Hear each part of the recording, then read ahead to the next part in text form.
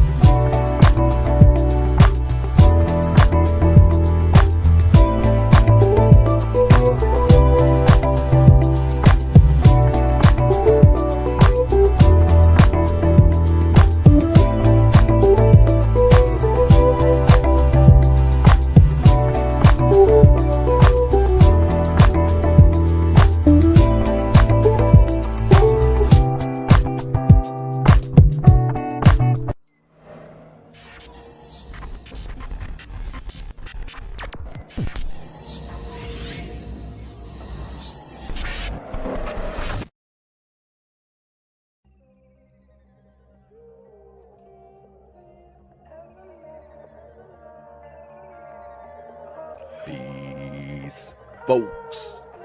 This is X from TPOT Media. Open your mind and wake your black ass up. You know what time it is. Hit that damn like button as you make your way in the door. Grab a seat, settle in, get ready. It's the Grown Man Hour with your host, my man, Bernard Riley.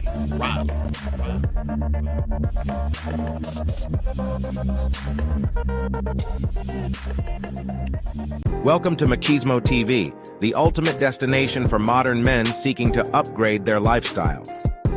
Subscribe to Machismo TV and Saul T-Balls.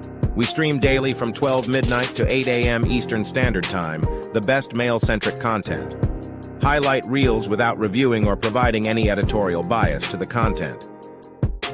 We have done so much, with so little for so long, we are now qualified to do anything, with nothing. You heard it there. We've done so much with so little for so long. We are now qualified to do anything with nothing. Those are the words from Machismo TV. The link should be in the chat room. Make sure you go and subscribe to Machismo TV. We about to get into this. One. Sending out one link really quick, but shout out to everybody in the building. Do appreciate each and every one of you being here. All right, let me see. I'm back. Shout out to Jay Roulette and Ephraim. No, Earth. Okay, I can't even see nothing. That's Earthian, like Earth, like the planet Earth with an F instead of a TH. Okay, I see what you did there. I don't know if that's what you did. But anyway, Earthian. You're an Earthian from the planet Earth. Is that what that is? But all right. Shout out to you and shout out to Jamar Roulette. Shout out to everybody in the building. Make sure y'all hit the like button, letting people know that y'all are in the building. Let people know that y'all are in the building. I've been getting told that people have been getting less of my notifications, seeing less of my thumbnails, even when they go back to the library after they've clicked on my video. They go check the library and see that you can't even see that they ever clicked on it. So something is going on, but it can only help. It only helps if you hit the like button. It only helps if you hit the like button. It can't hurt. It can't hurt this problem that I'm going through, but none of those problems are going to slow me down. We're going to keep charging forward over here. We're going to keep charging forward over here. So I definitely got to get right into this. Shout out to Nuruddin in the building and say, hey, Bernard, it's been a while. Shout out to you. Jarrell Johnson says, let's go. Let's definitely get it. But all right. Got to get into this whole Steven Crowder situation. Shout out to SKC for covering this. I didn't know it happened. I haven't been on Steven Crowder's page in a while, but he did the thing that he normally does where he hits the streets and he talks to people. And he had a good conversation or a bad conversation, depending on how you look at it. I think it's a good conversation. I love these conversations. I love it. So it was very entertaining. I definitely liked it. It was definitely a lot of good there. And so we about to get into that. We about to break all of that down. Last show, real quick before I get into it, the last show with Brother Polite, it was oh man. I feel like it was. I said all I could say on that, but it just. I didn't have a panel. I didn't have a panel in the last show, but I felt like it was a lot more to be covered and more to be going over there. But that's I was going to say that's a developing story, but that's a story that's actually over.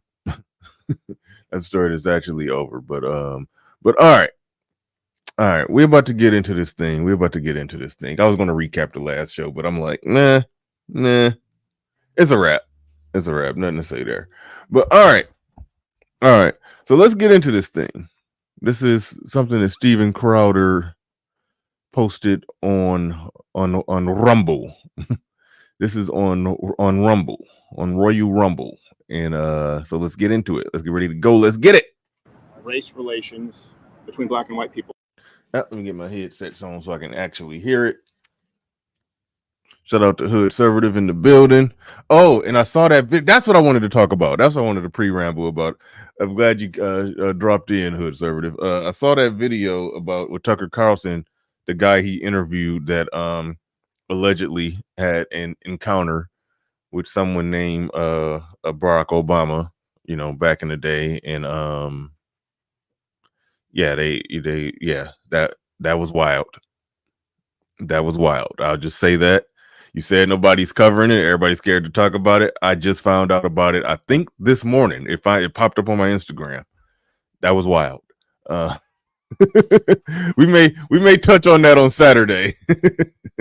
But I am kind of a punk and don't want to make it the full title. Yeah, YouTube come for you. You cover that one too heavy. Yeah, I want to stay monetized. So we ain't gonna put it in the title or thumbnail, but we gonna slip it in. We're going to slip that one in just a little bit. I shouldn't say slip that one in, considering what the subject matter is about. But all right, let's go. Let's get into it. In the United States today. From a media standpoint, division. Welcome back for part 2 of the newest series, Black and White on the Gray Issues. Last time we took the streets to see if relations between black and white Americans were actually as bad as legacy media would have you believe. And what do you know? The narrative couldn't be further from the truth.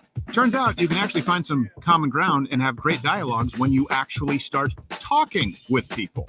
That being said, I'd be lying if I said it was entirely smooth sailing. If you talk to enough people, you will eventually find an outlier, and this was an outlier, which took place in our final interview of the day. Now, without spoiling too much, see if you can tell how this particular... Wait, hold on. See, I'm not very familiar with that that sexual act, but I don't know if you could slip it in. I think I don't know if it's an easy slip in with that. I don't know. Yeah. I don't know how it work.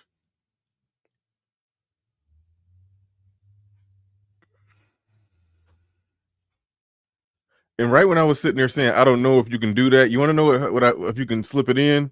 You want to know what I heard in my head? Barack Obama saying, yes, we can.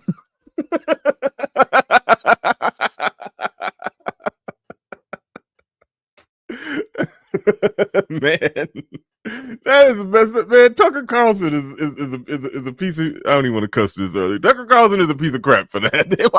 Why you gonna dig up somebody who a man who's saying he allegedly hooked up with Barack in the 80s? That's just messed up, man. Oh man, that's horrible. Like, that's worse than a Me Too.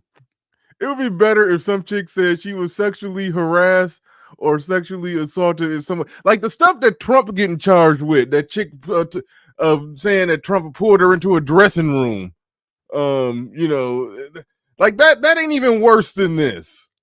Like, Barack only wished that it was some woman saying that he was sexually aggressive with her in some kind of way back in 89 or 99 or whenever it was. But a man coming out and saying, "Oh no, it wasn't no sexual aggression. It was 100% consensual," and yeah, it was great. Oh my goodness, that is just terrible, man. Man, I hope he lying. I just hope I hope he get exposed. I hope they find the wire transfer to Tucker Carlson. Paid him $500,000 to come on and say that. I just hope it ain't true. But all right. That's messed up. All right, let's get into it. Let's get into the topic today. Particular conversation went differently. Are the reason We to would make this still in the be first slaves place. if it was for you, baby. All right, just for a second. It may be that I'm a little old-fashioned. That seems a little wild to me. But let me know in the comments below what you think. Did this woman just offer a fair assessment or pure, unadulterated insanity? Let me ask you, where would you put, or how would you categorize race relations between black and white people in the United States today? I think from a media standpoint, division. Right. I think that's where we are. I think that there is division. I do. I think there's definitely some microaggressions and things like that that are apparent. But on my everyday interacting, I think it's an array of things. I think there's some positivity. There's some growth opportunities. I think I have within my circle, it's diverse. Yeah. And I love that it's diverse, but I also think that we're not having those conversations within my diverse community. Now, decoding what she said there, she's basically saying the media overblows it, but it's really not a big deal in my real life. That's really what she's saying. Now, she's going to speak as if it is a big deal, but she's just saying her diverse circle, they're not having those conversations. They don't talk about it. It's not really a thing. That's what I take away from what she's saying right there. But she goes from that to, we would still be slaves if it was left up to you, Steven Crowder. She didn't even say white people in general. She said we would all be slaves if it was left up to you. Now, what that more or less says right there is that they understand that the media pushes it. They understand that they don't really see it that much in real life. So they have to project what they think other people feel. And what they think his feelings and his thoughts is that he would have her in chains. But also admitting that I don't really see that type of, those type of racial interactions like that. So that's something that sets the table for what else we about to hear in the discussion. But let's go. So when you say diverse, do you mean racially? Do you mean ideologically, politically? Politically and racially. Okay. Yeah, when black people say diverse, they just mean race. We know that's all that's what we're talking about. It could mean racial, it could mean political, it could mean religion, it could mean sexual orientation, it could mean a wide array of things in today's. But black people say diverse, they just mean it's white people there. Okay. Yeah. So you have white, black, Republican, Democrat, and all in your circle of friends? Yes, I have pretty much everything. What would you say has kind of helped you? I think learning from different people helps you grow. What would you say has helped you grow more? Having people of different races in your circle of friends, or people of different ideologies, people from different walks of life? I think walks of life. Yeah. I think you learn more. I think because I can meet another African American person who's had a different upbringing than I do, and I'm learning what their struggle looks like versus my struggle, because it's very different. Mm-hmm. I think it's really truly about being open. Yeah. Open to listening, open to learning, and having the conversations. So you're saying that in your day-to-day, your experiences have been good, probably because of your circle of friends. Mm-hmm. Compared to the media, it sounds like you're saying there is some division out there, but not so much in your circle of friends. Not within my circle of friends, because I choose them, right? Right. So this is my choice. It's my choose to have people in my circle that I don't have to fight with all the time, Mm-hmm. that we are open and we learn from one another. But I take a look at where we are in their school. It's wild listening, because I've seen this conversation already. So it's wild listening to it right now, knowing where it's going to go. It is legit crazy listening to this right now, just knowing that it just completely, like, she flips around. Like, I don't know exactly, I can't remember exactly what he said that brought it out of her, but yeah, it's going to get real ignorant. Schools, they go to private schools. Okay. So there's complete division with racial divide. Seeing our Black boys in the private school. Their schools, they go to private. That I don't have to fight with all the time. Mm-hmm. That we are open and we learn from one another. But I take a look at where we are in their schools. They go to private schools. Okay. So there's complete division. With racial divide, seeing our Black boys in the private school arena get in trouble where the white boys don't get in trouble for the same offense. I see that every day. Why don't you just take them out of private schools? Because at the end of the day, it's a better education. Is it? Yeah. Okay. It is. Because that's got to be tough then if you have to choose. What kind of things do they get into trouble for that white kids wouldn't? Like, what do you? A fist fight. I brought it up last year. If you see two Black kids in a fist fight, they'll probably get suspended. You see two white kids in a fist fight, which rarely happens in private school, then it's a pat on the back. It rarely I don't know. I happens. can't tell if you're joking or if you're serious. Is it rare, like white kids get into a fight in a private school, or are you saying they get in just as many fights? No, fight in general at private school is very rare. Okay. In right. general. Yeah. Whether white or Black.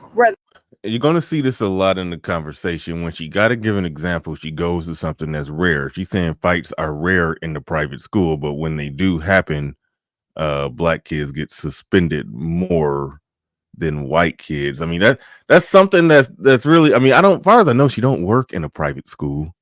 I think her daughter may go to a private school, but it's like, she's saying something that's really hard to substantiate, but either way it goes, it's something that's rare. You know, it's not as many fights in a private school as what it is in a public school. I tend to believe that when somebody fights in a private school, they get reprimanded in some kind of way because it's a rare event. Whatever race it is. Oh, okay. Right. Yeah. I was raised in Canada where we had a zero tolerance policy, so it didn't matter if you defended yourself or you started the fight, you were all suspended, which I think is morally reprehensible. I think I was suspended because I got punched in the face. Well, that's not good. No, because you were defending yourself. Yeah, I didn't really. I mostly just turtled. Oh, okay. Well, he blocked the punch with his face and got suspended. I'm gonna need you to defend next time. I learned that later on. But see, at that point, I was a little bitch is what I was. I didn't know. I was afraid. The kid was 2 years older than me. Oh, well, that's not good. 14 to 16. Yeah, it's not a good. Huge difference. You're not going to do anything. You just turtle. And just maturity, body, you're just... Shout out to Malcolm in the Middle 87. Salute and shout out to Malcolm in the Middle 87. Says, what up, Bernard? Shout out to you. Do appreciate you coming on through. Dropping 5 on it.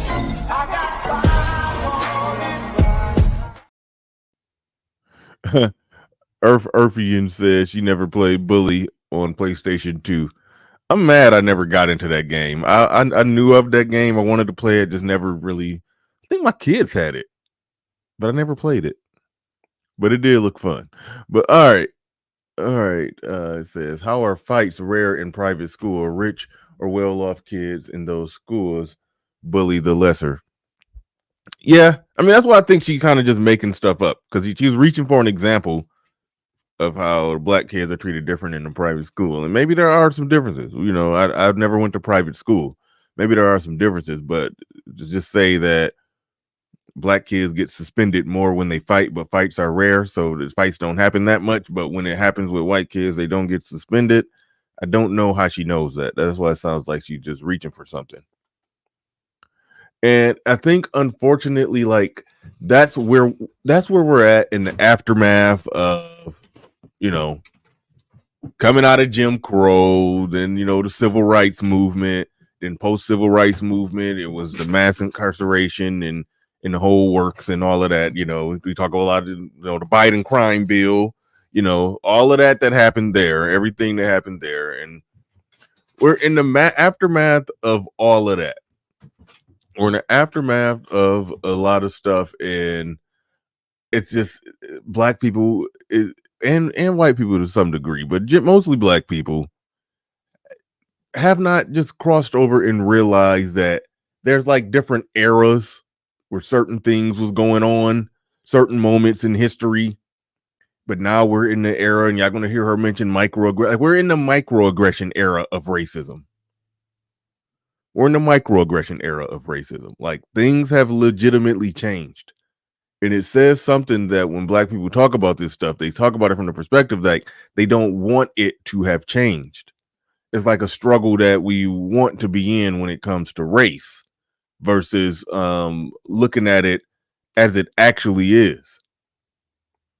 Like, this woman, like, she's married. I think she said her daughter go to private school. She said she make good money. She well off. She lives a life where she's probably surrounded by white people, work with or for, companies that, it's like,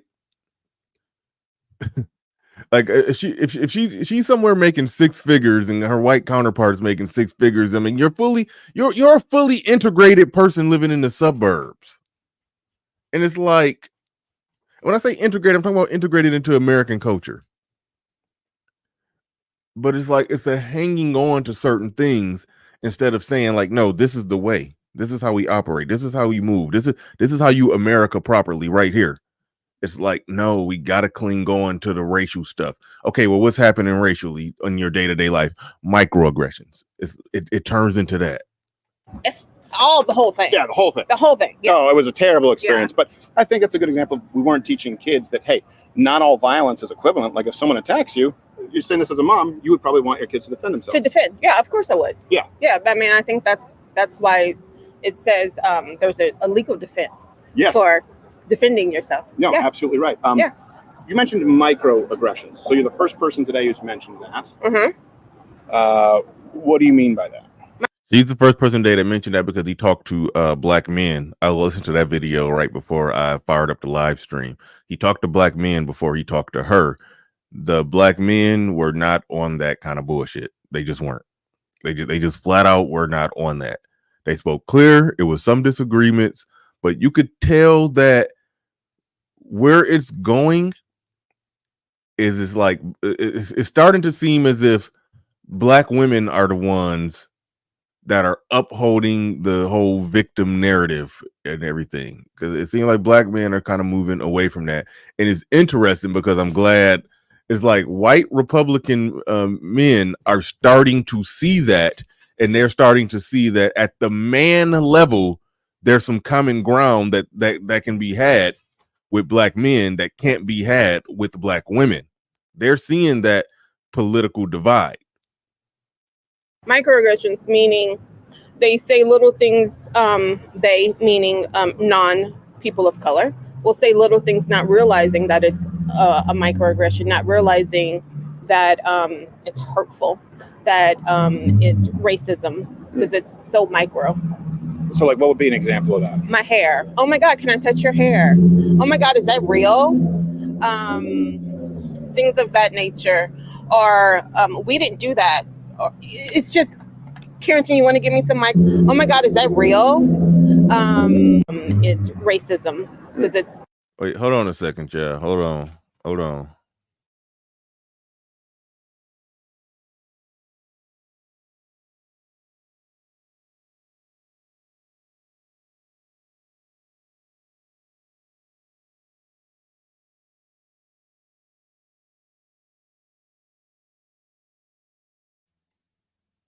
All right, yeah, I had to take care of something. My bad.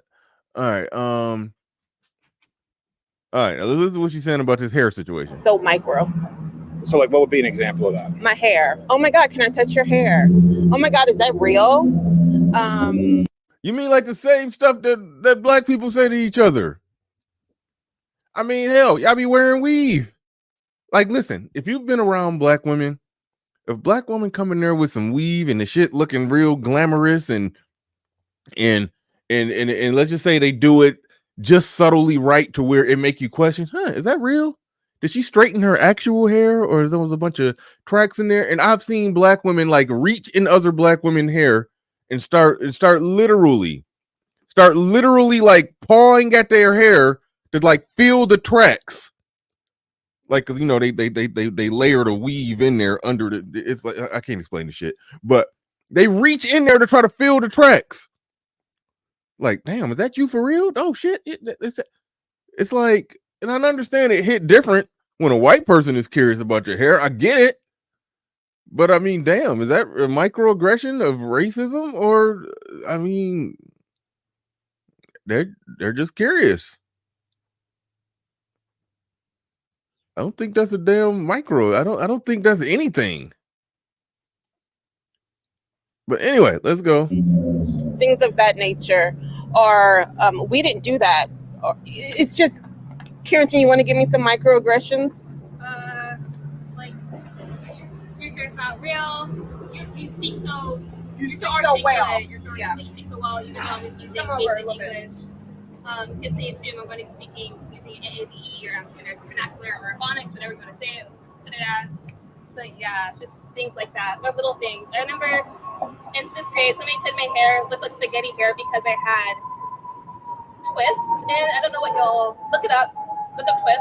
I had like brown twist in. They said my hair looked like burnt spaghetti. Well, it's a good thing they didn't say that, like with Smokey said about Pops and Friday, that looked like a bunch of spiders on top of his head having a meeting.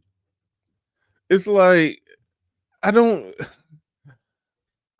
view that as a problem. It's almost like the mere fact, like okay, the paradigm has been set up to where black people, like, we could say whatever we want to say, and we've seen that time and time again. You know, Chris Rock can get up on stage, say whatever the hell he want. A white comedian, dude, got to kind of walk on eggshells about certain things he could say. You know, we can make all the white jokes imaginable, they can't make all the black jokes imaginable. That's kind of what it is, and I've accepted that, and that's just become normal. And I really don't even think about it too much, but it is a thing. It is a thing that exists. If we can see it in comedy, we can see it in movies, but when it manifests in actual reality, it's like, oh, we say what we want to say, we can let them have it.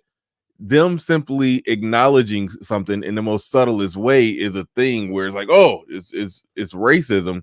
And again, I'm not on a kick to defend white people, but I do want to probe at just black people whole thought process and mentality in this, and why is it that somebody simply mentioning something or subtly joking about something puts us in a triggered state to where we end up de facto comparing it to the racism of old. You know, when somebody said, you know, I forgot who was asked, they asked somebody, I don't know if it was I think that's Al Sharpton. You know, give me an example of full-blown racism, white supremacy. He said, I can't, because it's hidden. And it's even worse when it's hidden because it's subtle and you don't see it and it sneaks up on you. And it's like that, even in their words and their rhetoric, a lot of them are admitting that it's not really affecting you that much in your day-to-day life anymore. And that's a microaggression, right? You don't realize it, but it is hurtful in the long run. It makes you feel othered, and that's not okay. When I was in high school, I had shout out to Captain Cisco. I do see your emails. I didn't open them. I read the titles of them. I didn't dig into them, but I will. I probably will right after the show. Dr. Low IQ says Bill Burr jokes about black people. He jokes about a lot of stuff that he's technically not supposed to. He walks that fine line. But you want to know what makes him able to do that? He's married to a black woman. Him and I forgot who was the other one. They get like honorary black status. They get honorary invited to the cookout, and you can say that, and other people can't. Other white people can't status. It's another comedian. I cannot think of his name.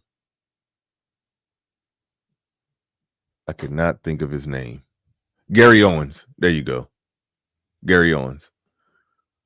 Yeah, Bill Burr gets the Gary Owens pass. Gary Owens, white dude, was hosting Comic View. So yeah, it's certain white comedians who kind of get that pass. Bill Maher would make a black joke, but when you go too far, they come for him. Bill Maher kind of get that pass, but not really. Bill Maher was talking to a white country singer, and it was interesting because the white country singer, I forgot what he said. I think he said black people were not doing no better than what they were doing, or nothing has changed racially for black people in this country since, post-slavery or something like that. And Bill Maher was like, well, nigga, what? It's like it was interesting. I'll probably pull that clip up. I'll probably pull that clip up at some point. But all right, let's get back into this. Twisted, and they say the hair looks like burnt spaghetti, and that's a microaggression, right? You don't realize it, but it is hurtful in the long run. It makes you feel othered, and that's not okay. When I was in high school, I had I had a horrible haircut, and it was cut very short on the sides and top. And I was told that I looked like a retard Patrick Dempsey. Nice. So that wasn't so much a microaggression as that's just aggression. That's just aggression. Right, yeah. But my point is that happens to everybody. And my question is, I think maybe it comes down to, is that necessarily racist, or if we just view it through the lens of maybe this is something I'm uncomfortable with, but they're not meaning it to be racist, right? Racism would have to come with intent. Racism does not have to be intentional. It can be subtle for sure. It can be subtle. There's something called internalized racism because of how society just shows things off, right? A lot of women, a lot of girls, let's look at Disney princesses. There's only one black Disney princess, and that's not crazy, but little girls look at their little princesses, right? And they look at all this array of like plenty of white women, right? And they aspire to be that a lot of times. And I feel like little things like that, you're internalizing racism, even though it's not blatant racism. I think everyone thinks that racism is this like thing that people go out and hurt people. Oh man, that's not racism. I mean, one, let's just make it clear, we did just have a black Little Mermaid.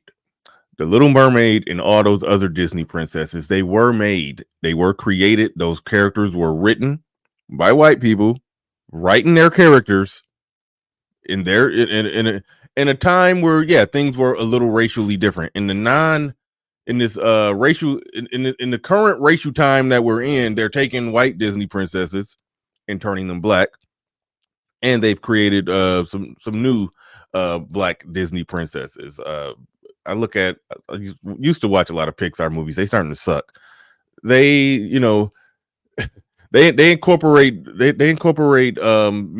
Latino characters. It was a show called, made a movie called Coco.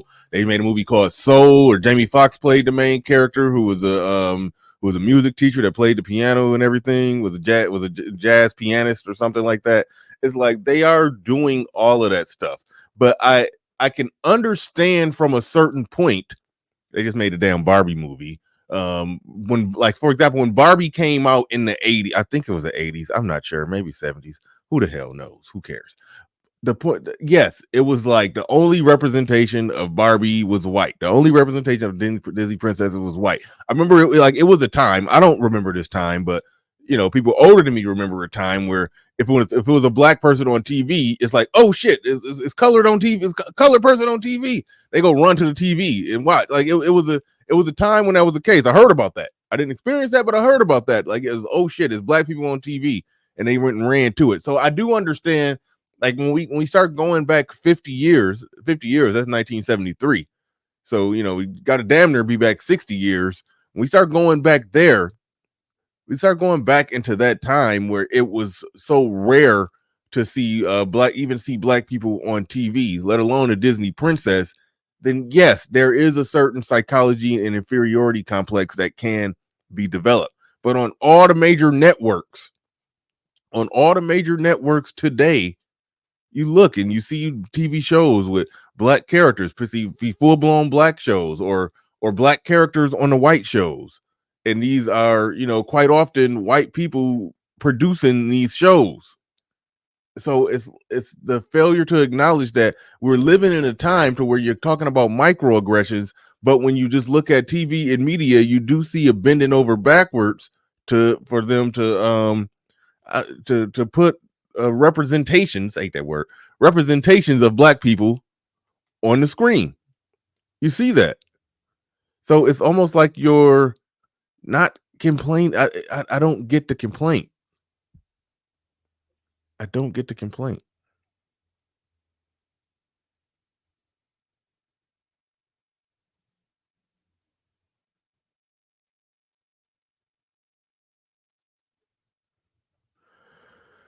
Okay, let's go. People with, but a lot of the times, just like the way you think white bodies and white people first, and don't necessarily think about people of color in your life, right?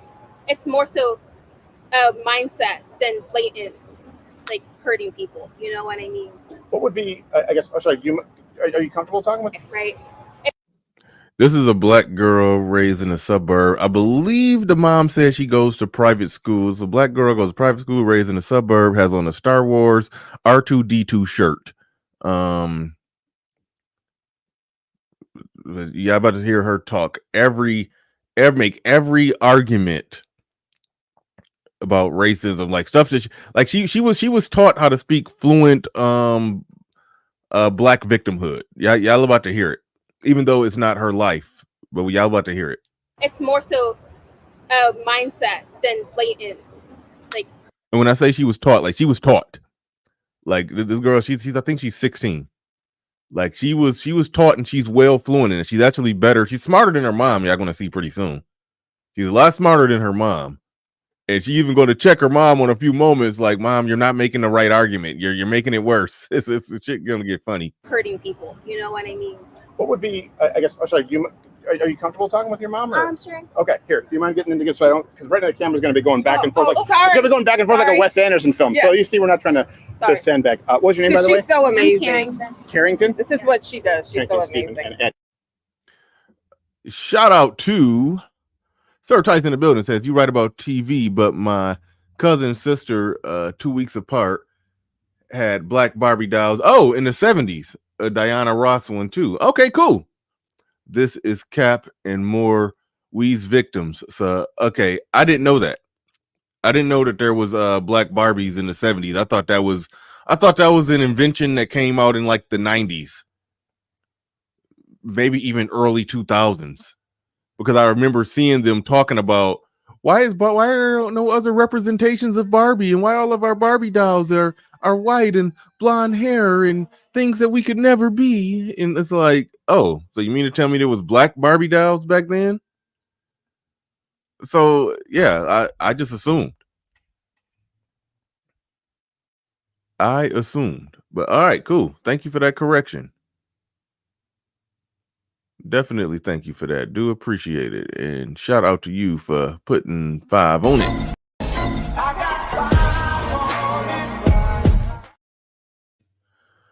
All right.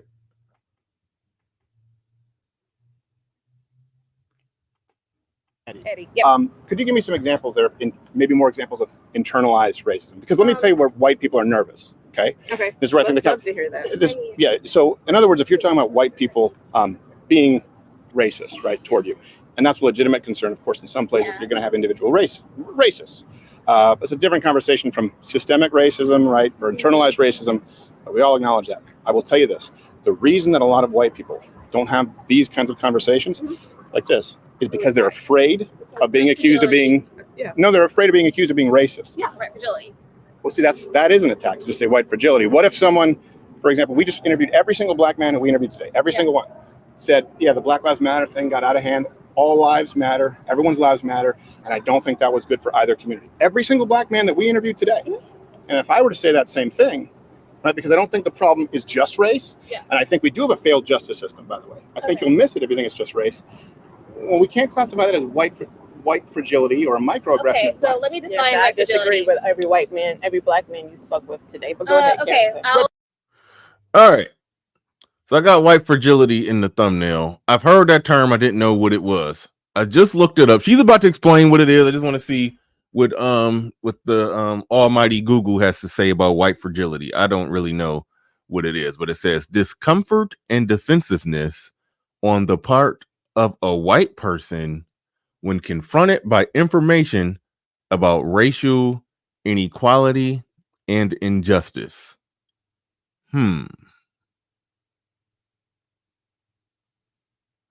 So would black fragility be discomfort and defensiveness on the part of a black person when confronted by information that refutes racial inequality and injustice? Because it's basically saying white people get uncomfortable when they have to look at areas in this country where things are, where other people that are not white are experiencing some kind of injustice. But black people, they get real uncomfortable and defensive when they have to examine, like, for example, when like Black Lives Matter is built on the idea, the notion that cops are going around shooting up a lot of black people. Look at the data on it. You see that, okay, 50% of the people that the police shoot are white. 25% of the people that they shoot are black. Black people are 13% of the population. It's a legitimate question. How low should that number be? Because it's unlikely that it will be the police are going to just perfectly shoot everybody at their population percentage. So it's unlikely that would be the case. So it turns into a legitimate argument about how low should that number be, considering, black people do commit over 52% of the murders. How low is that number supposed to be? A perfect 13% is unlikely, but if you hear 18%, if it was 19%, oh, okay, that's low enough. That's low enough. It's like, where would you have that number be? It's like that you do run into that, but when you break down those stats, you understand, like, those stats. I've seen those numbers make a lot of black people uncomfortable because they, we want to cling on to the idea that the police are doing this horrible thing to us. And obviously police are messed up. Police do stupid shit. And some of the videos are reprehensible. And it's all, I get all of that. But I see black people being more fragile about having their arguments debunked. And then that way that, then anybody who tries to debunk it is racist. Any black person who tries to debunk it or refute it is a coon or a sellout and all of that. So I think black people are far more fragile when it comes to really looking in the face the reality of the modern current situations. But they're entitled to their opinion. They are. It surprised me that they said it. So white fragility means that I think we're on the same page. You're just defining it as different. So white fragility means when white people are afraid to confront the fact that they might have racism or might have racist thoughts. That's white fragility. But what if they don't? They don't. Literally almost everybody in America does, because of the way America works. Even black people have racist thoughts towards black people, right? So it's kind of hard to get out of there unless you're like not from America. And even then it's pretty difficult. So literally everyone has some form of racist thoughts, but white people, it's just easier because they're not black or they're not a person of color. They don't have the system around them necessarily to confront that because they don't have to, right? So it takes more work on their part, right? And there's nothing really necessarily, it's not great, but there's nothing wrong with working more harder to get to a certain point. You know what I mean? Okay. So I just want to be clear that I understand, as a white guy, obviously, and I get it. Look, we're coming from different perspectives. You're defining something that you just said would require more work, right? Yeah. It would be a form of racism that they may not know, that frankly is something that they were born with, white fragility, through no fault of their own. Yeah. What you just outlined is racism. Right. Mm-hmm. I mean, no, you saying white fragility, that would be racist toward, like, saying, yeah, you are blamed for something that you were born with, you have white fragility. Just So because you're racism, black. no. Literally everybody has their own form of racial fragility. You know that, Okay. right? So there is black fragility as a term that's taught. Latino fragility. I mean, everyone can be racist towards certain people, and when black people are called out for certain things in the black community that are not necessarily great for the black community, sometimes they'll get defensive, especially if it's not somebody coming from the black community, because one, that could be seen as like perceived hate because you never know who you're talking to, and also just because like black fragility is a complicated subject because a lot of people feel it, you know what I mean, and it does hurt people, their emotions, so it's really hard to just kind of break that down. And I feel like that's really the issue, is people are not willing to break that down. Having fragility is not a good thing, but most white people have it, so they have to work through it. You know what I mean? I think it's just because society puts this on other people. It's not necessarily like white people's fault. It's society's fault for putting that on white people. And that's a lot of things with like racism. I had something I wanted to say to all that she was saying, but man, I got caught up in a blizzard of words. I don't know what the hell she's talking about right now. When I first watched it, it was something I wanted to push pause and say about that, but I got caught. I got lost in the whirlwind. I'm serious. I ain't even got nothing to say. I wanted to say something, but I'm like, what? Society puts things on black people, right? But I feel like I think white people put it on themselves. White I don't people- think so. I think white people are society. Well, yeah. I think it's one and the same.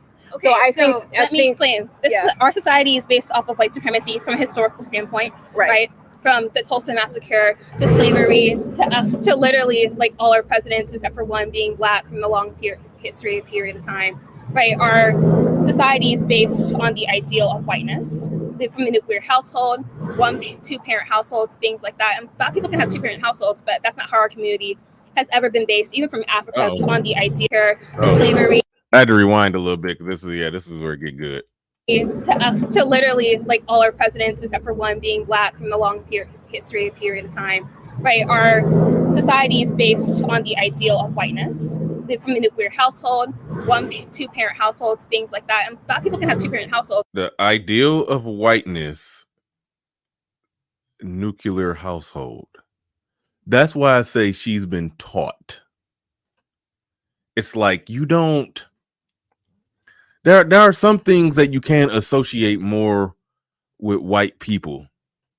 But when you get to the point to where you're saying a 2-parent household is the ideal of whiteness, and that's not what we are, that's not who we are, or to break out the clip that I always forget to play. Come on, here we go. When it comes to the 2-parent household, This isn't African.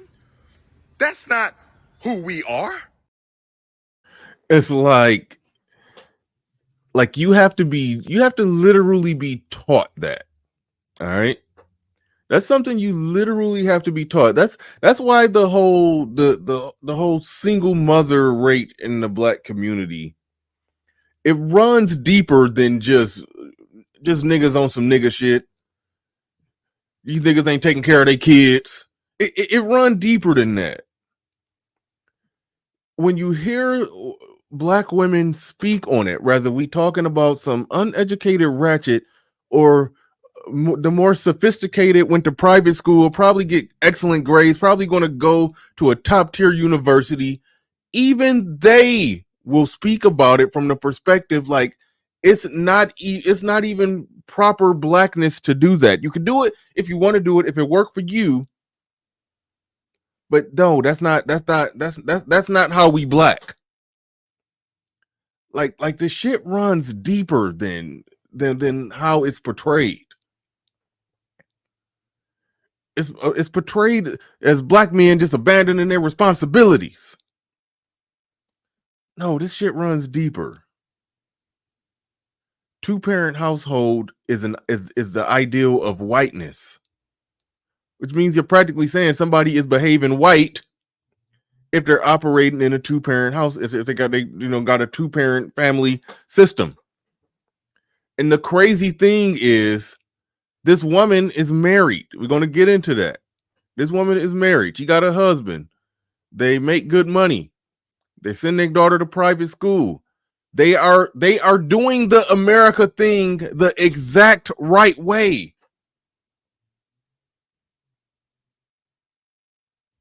But to criticize it and say that that's whiteness, but then you look at what's going on in the hood, it's like, and you want to blame white people for the condition of how they're living and what's going on over there, but you won't even acknowledge the simple fact that, oh, we are all the products of people who did something different from what they're doing over there, and maybe that's why our results are different. Maybe that's why we're more successful. But instead of speaking to the things that the mom did and the husband did, whatever they did to make themselves successful, then they got together, committed to each other, and they raising kids and sending them to private school. Instead of speaking to that, they'll rather speak the victim narrative. It's almost like it's a roundabout crab in the barrel type of mentality. And people normally don't associate crab in the barrel with this, but it's like, what you did and what y'all got and what y'all are doing with y'all life, do y'all not want that for other black people?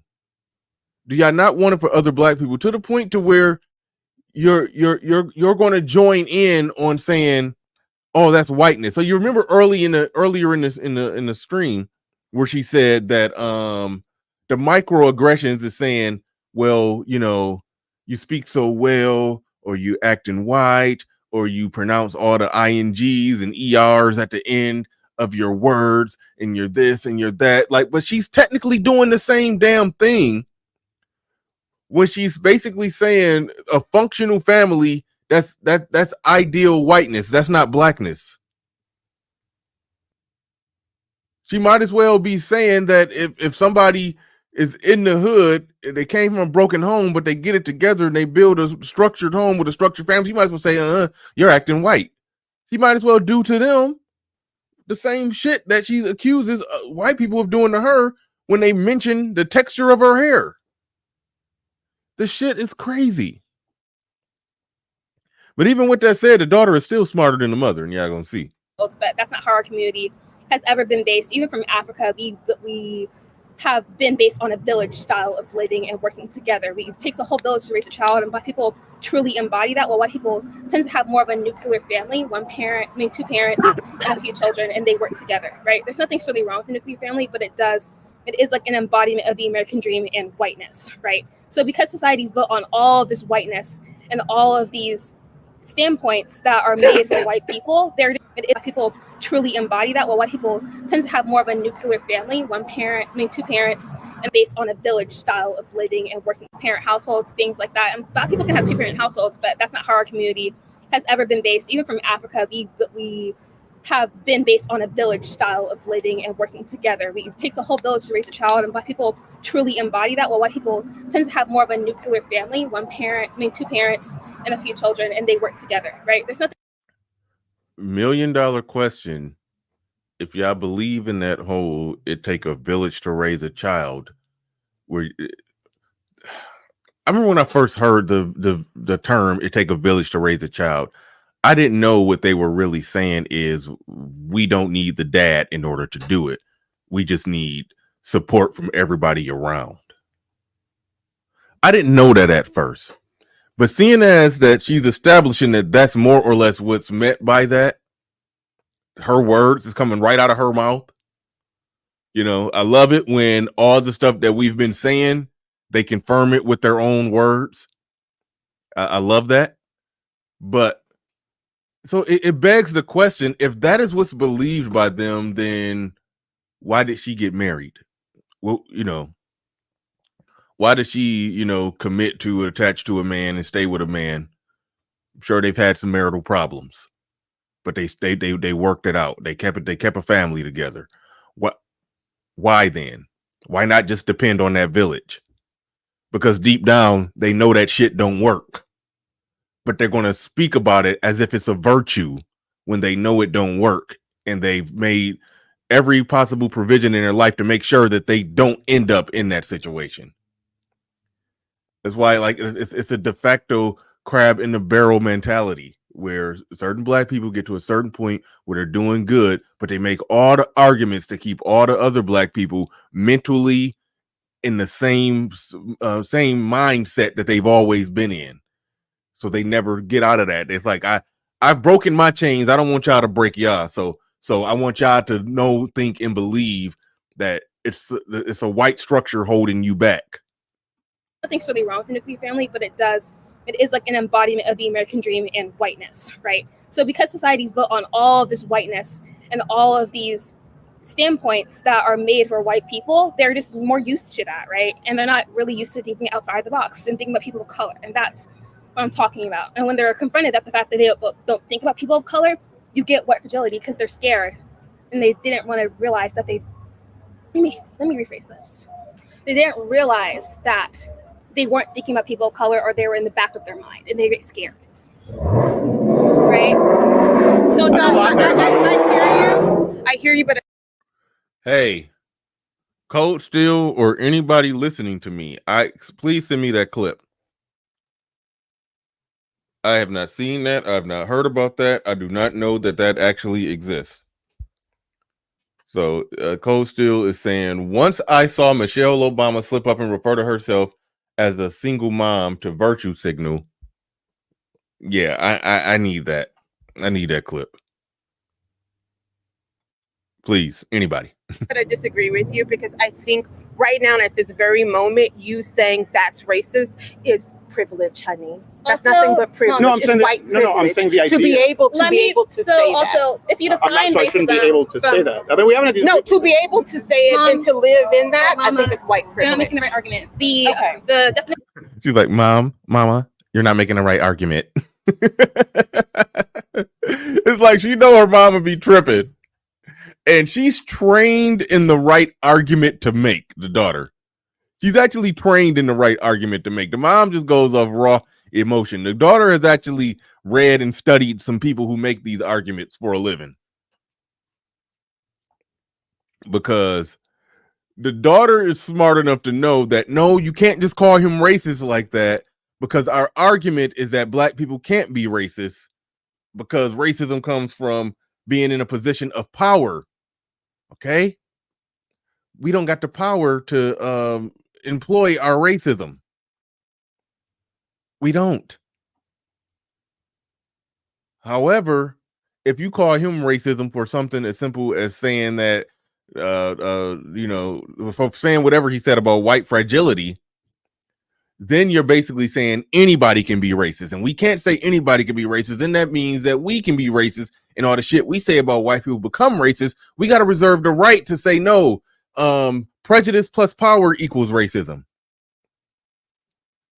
Or you got to make the case that every white person has power over you. But the daughter understands that. That's what she's saying. Like, Mom, you're not making the right argument. You're going to walk us into a trap. Be able to say also, if you define I'm not, so I shouldn't be racism able to say that. I mean, we haven't. No, to be able to say it and to live in that, I think it's white privilege. You're not making the right argument. The definition of racism is power behind discrimination. You can discriminate against white people. Anyone can. But you can't necessarily be racist towards white people, because racism comes from discrimination plus a place in society where you get to have power, right? That is the not clinical. If you look on Google, that's not necessarily what you're going to get, because got to be in a place in society where you have power. See, now you just admitted that only a very small percentage of white people can actually be racist. And if that's the case, throw away all your arguments about those microaggressions and all that other little stuff that they say that's subtle. Like, y'all, at one point, y'all complain about all the little small subtleties of racism. Can I touch your hair? This or that, okay, throw all of that out. None of that matters if you have to be in a literal position of power in order to be racist. Because Steven Crowder has no power over y'all. He's just a dude. What can he do to you? What can he do to you, and how are you not protected under the law for if he does something to you? If he breaks into your house at night, he don't got right or power to take what he want to take from you. Y'all not trying to go work for the Daily Wire or whoever he worked for. I don't think he worked for them no more. Whoever he worked for, I don't know. Like, I mean, unless you're trying to get a job at the Daily Wire or for whatever his company is, then he's not in no position of power over you. Google dumbs things down, right? But if you look at, like, you're basically saying only companies, the employment, the management team at a company that does the hiring, those are the only white people that have some power. Like, that's damn near what it is. I mean, I okay, you can extend it out some more, but But it's the broad argument about white people and racism don't work, even if you frame it the exact way that they're framing it.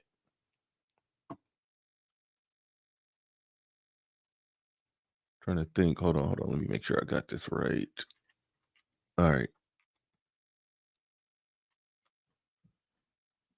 What the hell? All right. So I had to check something. But yeah, that's essentially what the argument amounts to. That not only it's basically saying not only a small percentage of white people are racist, it's saying a small percentage of white people are in position to be racist. Like, we agree there. Yeah, right. So if you look at like more like racial context, if you look at like Bell, oh my God, I forgot her name, Bell Hooks, and so many different racial scholars, that's the definition that is greatly agreed on in the academic space. So racism is discrimination plus power, essentially. So white people have more power than most people of color, all people of color in the United States, while some people of color don't have as much power. So punching up is not the same as punching down. Mm-hmm. Anybody can discriminate against anybody. That's just a fact. But racism is based on a system of power. Now, I don't know if this would be white. Would you be open to the idea that some of those things maybe are incorrect, and someone may be white and say, "Hey, you're wrong about this historically," and that not be called white privilege? Well, I mean, if you have the facts, I can't even, like, if you have like facts and you have proof to like back it, there's no issues with that. Yeah. What I'm talking about, the nuclear family. That's a big one. I don't know if you know this, but there were far more in the United States. Yeah. It's a far lower divorce rate for a very long period of time. Yeah. At the same time that black households had higher literacy you know rates. Why there's a lower divorce rate? There was a lower divorce rate for a very long time. You know until why? It went. Because women had to, because they didn't own credit cards. They couldn't get divorced. They couldn't live without a man. That's literally the reason why the divorce rate was so low. No, I'm talking about before this, by the way, historically. Talking about from the inception of the country, before the suffragette movement. So this would be the same thing that white women and black women would face, the issues you're talking about. So those same groups, black families were very strong, had low divorce rates, had large households. And a big part of it was because of the faith basis back then. And it was, again, the community, right, the church, would also encourage strong households. I noticed, Eddie, you have a wedding. Community thing. Are you married? Yes. Yeah, my dad. Okay, now let me ask you, why? Why what? Why you send your kids to private school, which is very commendable, right? You obviously care about your kids. You're married. If I didn't, I would still care. Yeah. Sure. I'm financially able. Right. If she wasn't. But she why would do you still- think I that would the still reason you care. choose to be married and have a nuclear household, did you make that decision because it was what you thought was best? Or do you think that's because of white supremacy, white fragility? Well, there's things that are implicit. And also, like, for my mom, it's just because The mom was supposed to answer that question. The daughter running interference.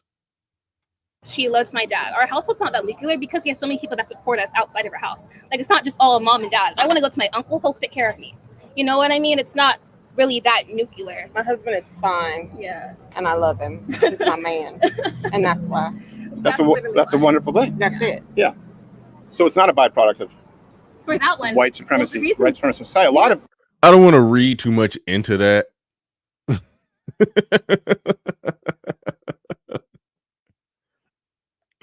I don't want to read too much into that. But I think that was her finally answering the question, well, why did you get married? And she just saying because he was fine. Because that nigga looked good. He got good hair. Like, I'm trying not to read too much into that, but that just seemed out of nowhere.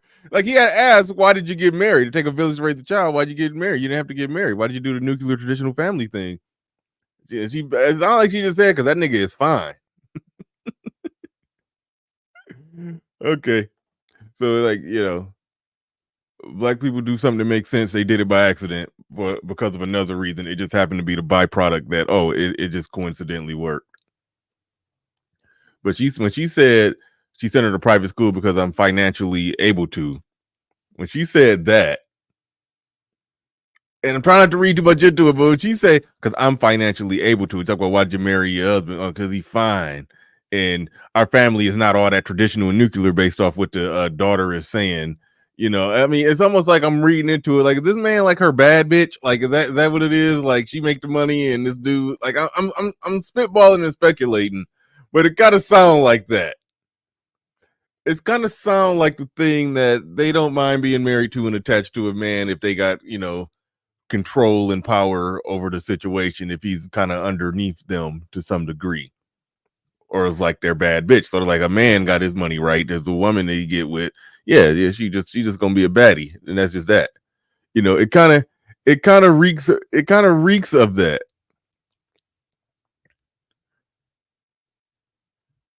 It really do kind of reek of that, but I don't know for sure. Like she's asking, he asked directly, well, why did you marry him? Because he fine. Like, I don't know, man. I don't know. It's some stuff going on there. Some stuff going on there that we can't read into too much out of just one line, but there's something there. There's something there.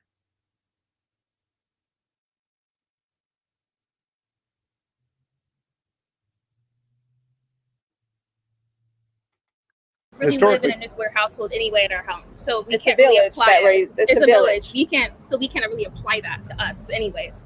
Yeah, you can. Do you know how many kids, white or black, go to private school? They don't have a mom and dad in the house.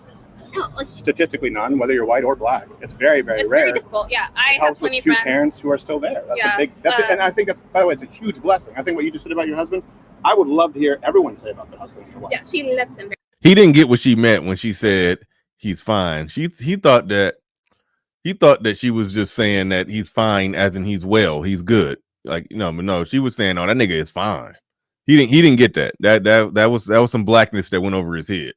Very much. Yeah, that's one thing actually when we talk about it, I think that a lot of white women probably could learn from is there's a lot of loyalty in the black community, a sense of community that often white people do not have. Mm-hmm. And you'll see it with men and women. You'll see it with them. I don't know what the hell he's talking about right there, but no, I do know what he's talking about. He's talking about how a lot of the times we mouth the platitudes of community. We mouth the platitudes of togetherness and being, race loyal and sticking to our race and looking out for our own and doing this and doing that. We mouth all the platitudes of that. But white people, they don't mouth all those platitudes, but they actually just do it. They actually do it, and we make fancy banners about doing it, but they actually do it. So I think he's talking about our banners, our PR, our race loyal community, stick together, look out for one another, each one teach one type of stuff that get talked about amongst black people. I think he's talking about that. Leaving pretty quickly. I think that's a beautiful thing, but I think that's a huge privilege for everybody, regardless of race. Mm-hmm. But historically, if someone and I don't even want to get into exactly where I would disagree historically, as far as Africa, the idea of the nuclear family being white supremacy or Disney princesses. But my question is, where can a white person, because I've had conversations all day, where can a white person disagree and say, yeah, that's not racism, or what, I don't agree with the idea of white fragility and them not be a racist. Okay. Because I was just told that is privilege to even say I disagree with your opinion. No, that's not necessarily what we're saying. You kind of low-key said that. Anyways, but what I'm saying is if you have the facts. Okay. Yeah. Okay. I was like, I didn't say. She tells me when I'm wrong too. Hopefully, I was pausing quite a bit, and you couldn't really tell what happened, partially because you couldn't see the daughter's face because it was blurred out. But when he's saying that you guys are saying it's racist to disagree, it's racist for him to disagree with your opinion, the daughter was conceding the point that, yes, the mom said that. She looked at the mom and said, yeah, you low-key kind of said that. So she's understanding the areas where the mom is overreaching in the arguments. Like the daughter, she's not saying nothing she's not saying nothing that I agree with, but she's self-aware enough to know that some of the arguments that they making don't work, or more specifically, some of the arguments that her mom is making don't work, because I could tell that she's looked into this enough and probably read enough to where she understands the counter arguments. They're going to mention later in the show that she's kind of trained in debating, and when you're trained when you're trained in debate, I don't know why I can say that. When you're trained in debate, you understand the counter arguments to your points. And so she understands that the mom is making arguments that lead to nowhere. The daughter is trying to make arguments that bare minimum gives them a leg to stand on. But Sir Tyson in the building with the $5 super chat. He says that expression, oh my goodness, bastardizes things. That expression bastardizes things. The village was your extended family. The village was your extended family, not friggin' strangers on people of color terms. She's talking nonsense. Yeah. Put it well. Only thing I would add to what you're saying, Sir Tice, is the whole the village concept. I don't think. I mean, yes, they do want to rope strangers into it. I mean, we've heard that. You know, go find a single mother. Go find at least 2 single mothers with kids you could go and mentor or something like that. So yeah, they do want strangers to join in. But when they talk about the village, they do just talk about just, you know, extended family. That is what they're talking about. But what they have an actual intact structured nuclear family, but they still say it's a village. And yes, that's really, that's a good thing. That's how it should be. But you shouldn't solely depend on the village. It should be 2 parents working together. But on top of that, you do have family. And then outside of family, there's community and everybody kind of, you know, working together and looking out for each other. Like that can be functional. But the thing that they're putting it in a place where the hell with the father, let's skip that step and then go right to village and then to strangers.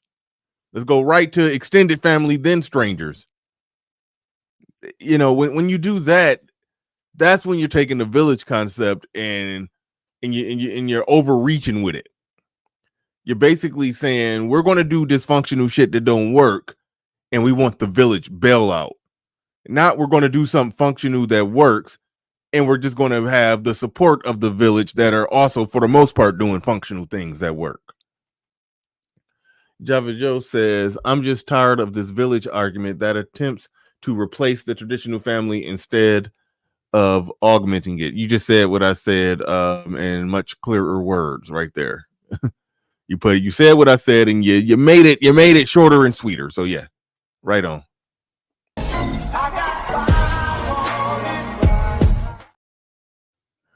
All right, let's go. You have the backing, there's no issue with debating something, but you need to understand what the core is. So somebody said, I don't think white fragility exists because of XYZ reasons, and someone comes back with no, and they're still very hard-headed about it, or they don't see the reasons, or they don't really look into those facts. That's where the issue lies. If there's an actual discussion, I don't really care if you think white fragility is real or not, because eventually you are going to come to an opinion that is not necessarily based on how you feel, but on facts. And then from there, you can do whatever you want. Right. I don't necessarily care about what people. So if someone were to go through, example, just to kind of use your timeline, and if someone was raised in Canada, right, not the United States, if someone use your timeline and say, actually, according to Professor West, black activists, well over 95% of slaves in Africa were sold into slavery by African slave traders, including largely black African slave traders. Of course, it's wrong. And this was the first country to fight the bloodiest revolution in history in order to free the slaves, because they recognized that it was ungodly based on the Judeo-Christian principles, and we signed the Emancipation Proclamation. We were not uniquely responsible for starting slavery. We were uniquely responsible for ending it in the modern world. And there are more slaves today than ever in recorded history. Okay, so on Earth right now, 42 million. I would never. Okay, no. Go ahead, get it, 42 million. And someone says, so since there are more slaves on Earth today, largely in the Middle East, in Africa, and in Asia, that it would imply that those countries are probably more systemically racist than the least systemically racist country in the world, the United States. If someone were to walk through that line of history, you're walking through it very incorrectly without understanding the basis and the foundation. Also, you can't really say what part is wrong. You can't say white people ended racism because black people fought to end racism. So white people are the reason we would still in be the first slaves place. if it was for you, baby. It's for white people. We would still be enslaved. I believe that. I believe. The daughter is trying to catch the mom from messing up. But even the daughter is messing up because she's saying that white people didn't end slavery. Slavery only ended because black people fought against it. No, it was a collaborative effort, and no, it's like it didn't work like that. It didn't play out like that. I'm not going to break down all the odds and ends of the history. There's other people that do that much better than me. I'm not going to get into that, but no, it doesn't. It's like white people as a majority group wasn't overthrown by black people, and that's how slavery ended. All right, it didn't happen that way. It just didn't. So, ugh.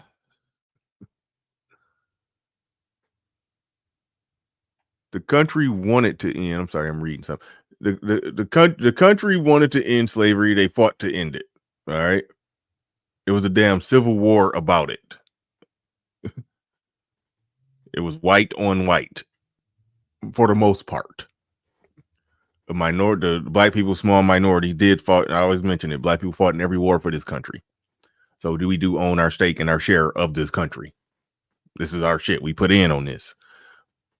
However, it's grossly misrepresenting what actually happened to say that. Not necessarily.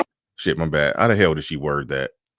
Very incorrectly, without understanding the basis and the foundation. Also, you can't really say like What part is wrong? You can't say white people ended racism because black people fought to end racism. I don't think he said white people. I think he said this country. I think, and a lot of black people do view the country as white people. It's a failure to acknowledge that we put in on this, and this is our shit too. So white people are the reason we it's would existed still in the be first slaves place. if it was for you, baby. If for white people, we would still be enslaved. Really? I believe that. I believe not that, but necessarily. how much have you read from Washington, from Jefferson, all of it. from Lincoln? After he was raping all the slave women and making babies So that with would be, them and again, all that. historically Okay. inaccurate. That is very true. We're talking about That's very We're true. talking It is about true that- Jefferson. It is true that Jefferson they has- freed their slaves upon their death because it was illegal at It's that very point. true that he Also raped slaves and he raped has Sally, children. too. And he has Jefferson children by her. definitely raped Sally. Hamilton's that's wife his- had plenty of slaves. So let's not No, even they all go had there. slaves. They all Yeah, had slaves. exactly. And Because they raped them came and from had the old children. country where there were slaves. And raped them and had children. Certain No, ones Jefferson did. did. Jefferson Jefferson definitely has a did. line of children. Okay, so do you believe that? I don't make those arguments. All right, and where Stephen Crowder is going with that, I don't go there. I understand times were different. I understand slavery was everywhere, but by today's standard, if we're talking about people who owned people, then okay, then like it makes it makes no sense to make an argument where it comes off like you lose credibility when it sounds like you're making an argument to defend slavery, even though that's not what he was trying to do, even though it was some nuance to it. But the fact of the matter is, the people they were slaves. Now the mom, she's calling it grape. I think the mom and the daughter, they calling it grape. And in a roundabout, if somebody is in a position where they technically is not allowed to say no, then it would qualify as grape. So I mean, so it makes no sense to make that argument. Those were just the times it was back then. All right. So I don't even go that far with it to try to argue, to make an argument that, the slave masters, they ain't do nothing wrong. It's like that's where it gets stupid. That's where it gets stupid to me. Like, you can make the arguments should be grounded more in today. And then the further you go back, the more racist it was.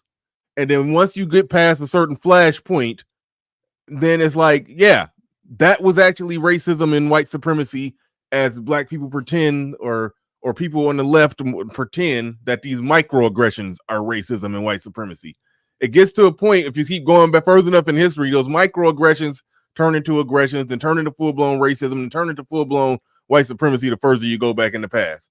So in that situation, it's stupid to even try to mount an argument from that time. It's just because it was just too different of a time.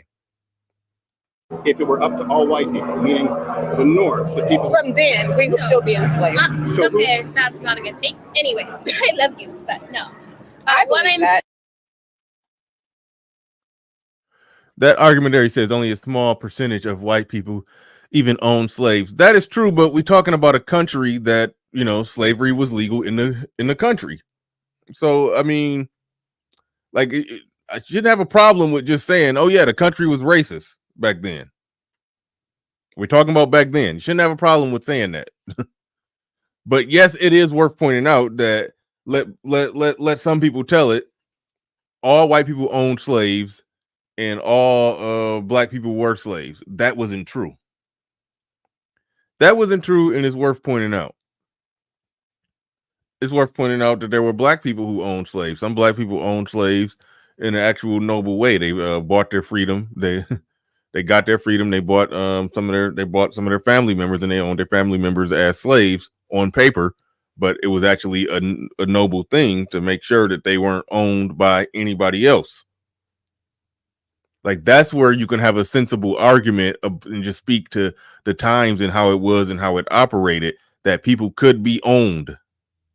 People could be owned and bought in that time. And, if I got free and my brother didn't, the first thing I'm going to try to do is buy my brother. That makes sense. I always make the joke that when black people got free and they started buying slaves, they started buying their family members. And now this black person who owns land, and now they, their family members who they own are there living on that land. And we gotta eat. It gotta get farmed over here. I got my own cotton field now. We can if that cotton was picked, we can sell that cotton if you get out there and go pick it. So it's like low key. Low key, you buy your family, you end up putting them to work. It's like, oh shit, I'm massa. Damn. And in some situations, somebody had to say, now look, this shit need to get done. Now you got to get up now, you got to get up. You got to get up and get this shit done. Now you ain't about to be laying around here. And then then the black family member get up like, man, you worse than the white man you bought me from. You got me working just as much. Those kind of conversations had to happen. They had to. But I'm not even trying to deal with the moral gray area of, the founding fathers were racist and they owned slaves. I mean, okay. Those were the times back then. So he's trying to argue that, I think he was trying to argue that they weren't racist or they never raped anybody and all of that. It just makes no sense to do that. I just, maybe I need to read more on that, but I'm like, it's just those, it was slavery. Slavery is slavery, and it is what it is. Like, I don't go back then and start trying to make shit make sense. It's like, it was fucking slavery. I know some people do that, and I've heard some people make some good arguments. I just don't go back that far. Once we get past the Jim Crow era, once we get to what will be considered a modern era, post-civil rights movement, that's where the conversation about what black people have done, what black people need to do, what this, come with something legitimate when you're talking about things that this country has done to black people. And was this done out of pure racism? And we could have a legitimate discussion. Post 1965, 1967, like right in that era, that's where I think legitimate discussions can be had.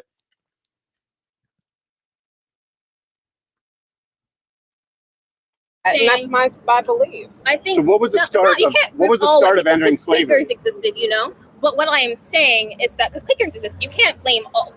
I don't want to blame all, but I do think you that can't say because we that all fought. white people. There's Quakers and people that exist like that. I'm saying a lot of white people in the past did not want a change in slavery. I mean, very much. That's what I'm saying. Not all white people today. I'm saying from that era. And I'm saying all of Africa there's today. People, from that there's some era. people that Most didn't, right? Today, there's a lot of white people who did. There's a lot of white people. I don't know. There's some white people who didn't. But what I'm saying is the reason that we got out of slavery is because of our hard work. Can I say something though, without for both of you, because you both obviously are, even though she's 17, she can run circles around you every day. Y'all are really good at this.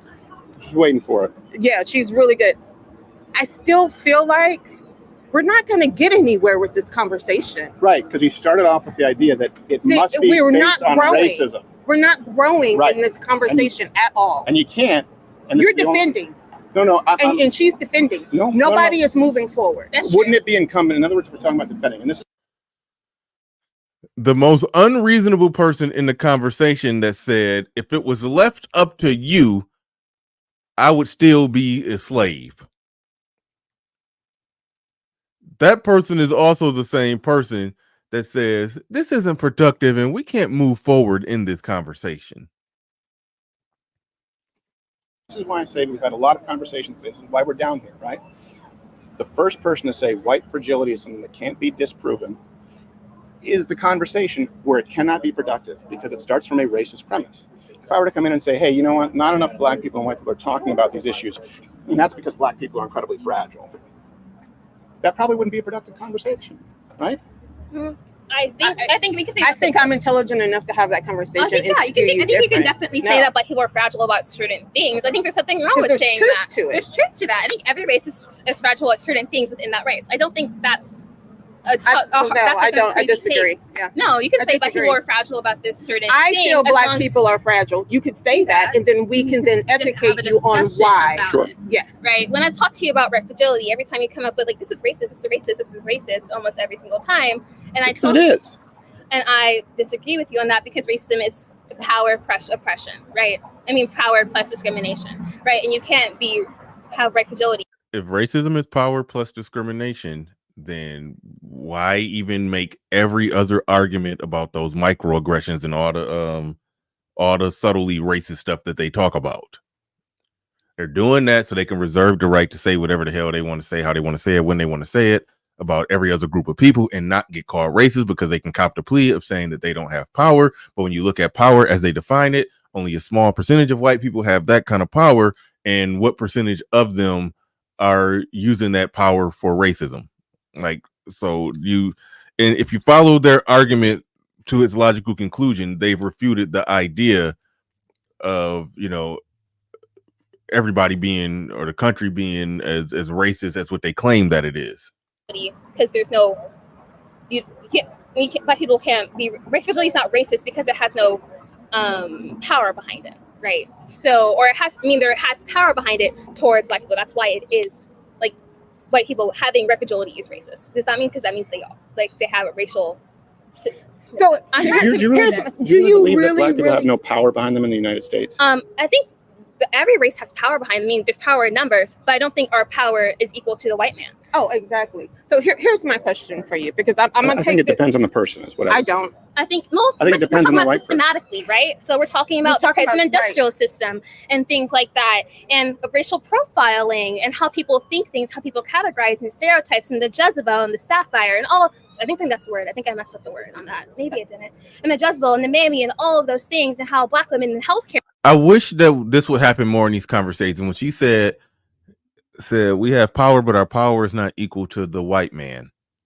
The thing that I want defined in these conversations, and I'm going to start asking people to do that, it's whenever they say the white man, define what you mean by the white man.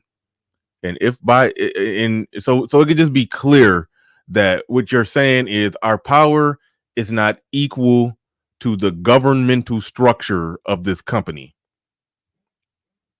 I think that's what people are saying when they refer to the white man. And when you make that argument and you understand that and you follow the logic all the way home, you understand that no citizen, regardless of their color, has power that's equivalent to the governmental structure of the country. And that's where it falls apart when they view a white citizen like Steven Crowder no different than the governmental hand, arm, or structure of the country.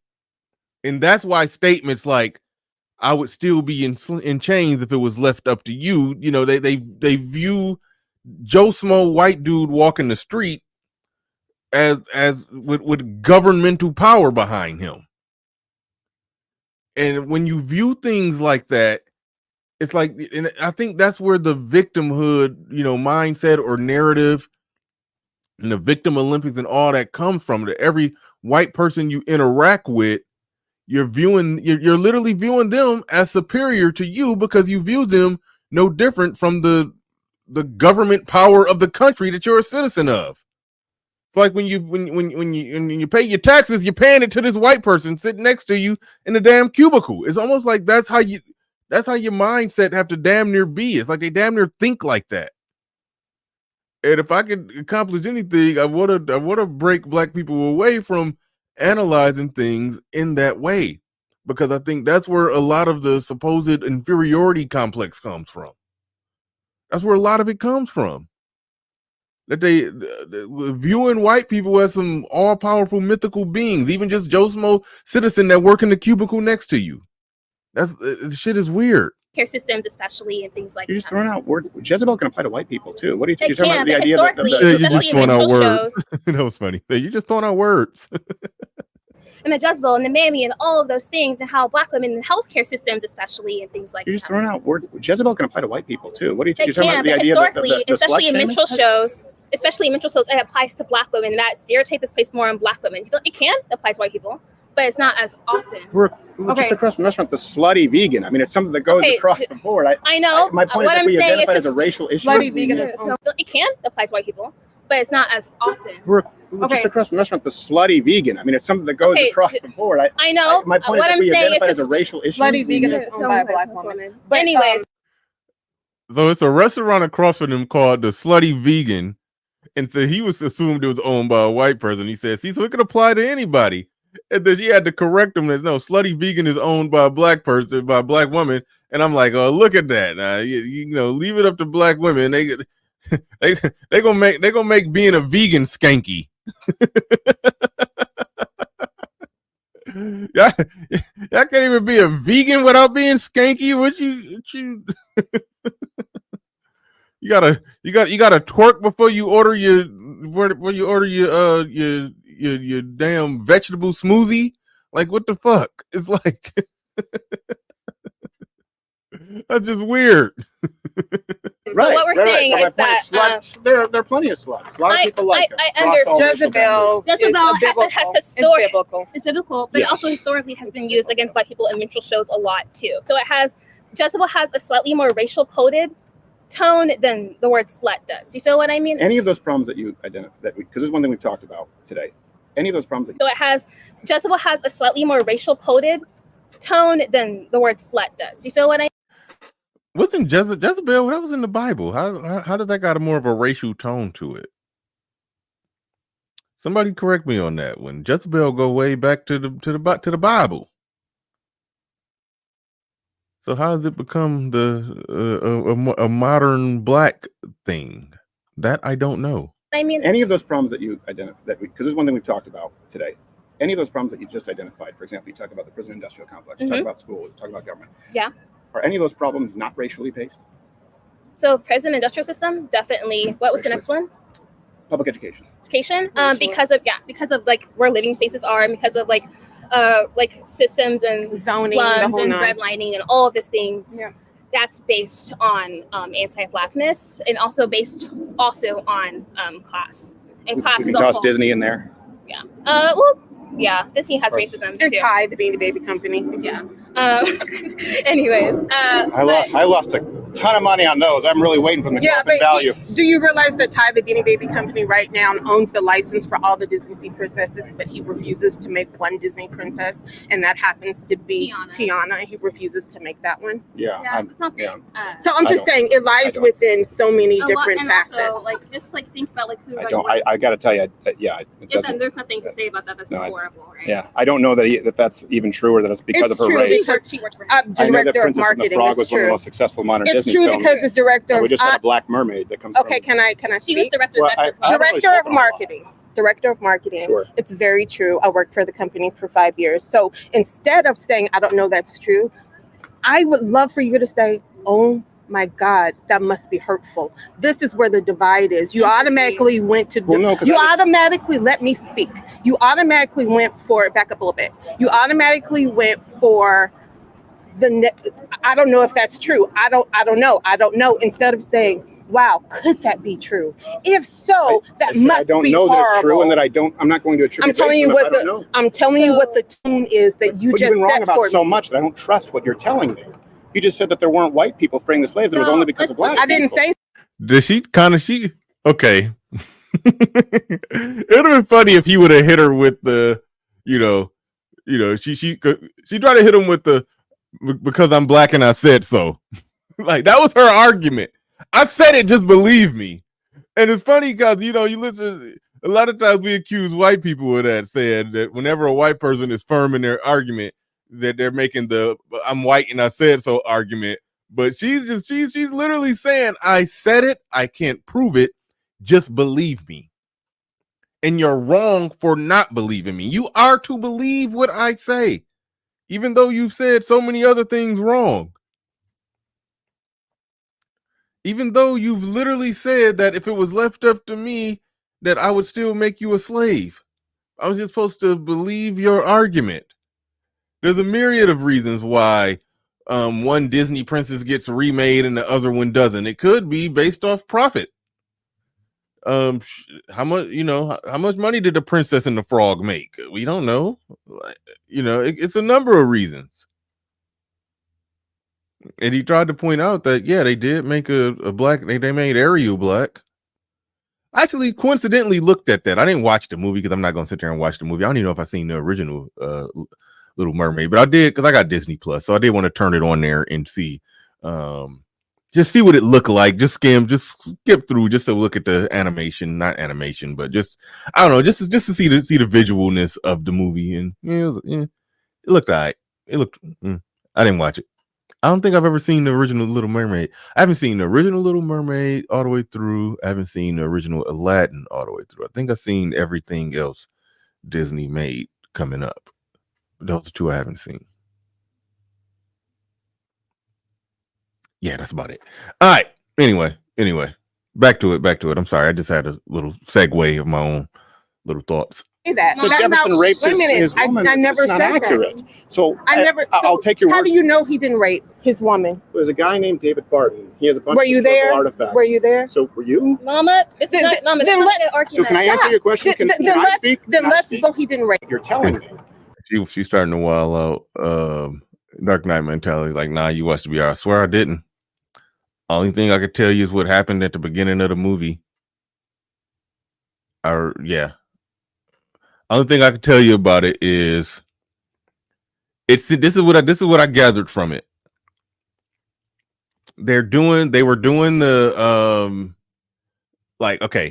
all of Ariel's sisters were all of different races. One of them looked black, one of them looked white, one of them looked Chinese or Asian, one of them looked some shade of, I don't know, Indian looking. And the dad was like, I guess, kind of whitish.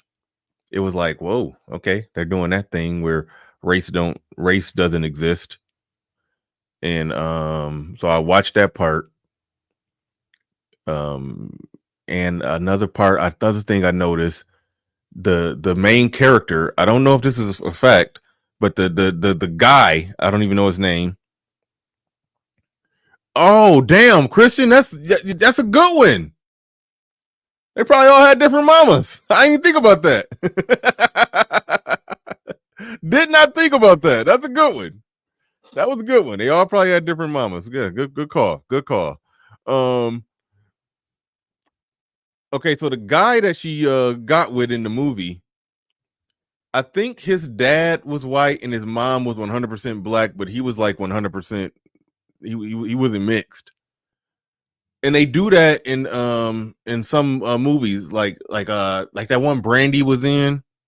Remember that one? Brandy, she played the princess. I think she played Cinderella or something like that. I think hold on, wait, hey, they copied the interracial mermaid trope from the TV series Sirens. They also did that they did that race thing where everybody was of different races. Like I remember Whoopi Goldberg and some white man had a 100% Asian kid. Like they do that in some Disney movies to create the fantasy world that race isn't, that race doesn't exist, and we're all the same.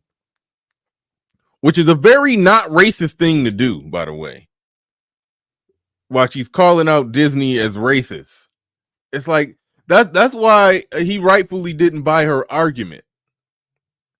Like, I see so many times where it's like a bending over backwards to try to make everybody one, everybody join together, hold hands, let's not see color. We're all, I see that so much.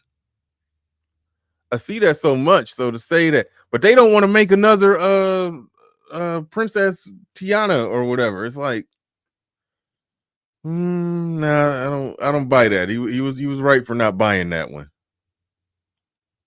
You just said that there weren't white people freeing the slaves. It was only because of black. I didn't say that. So Jefferson raped his woman. I never it's not said accurate. that. So I'll take your word. How do you know he didn't rape his woman? There's a guy named David Barton. He has a bunch of historical artifacts. Were you there? So were you? Mama,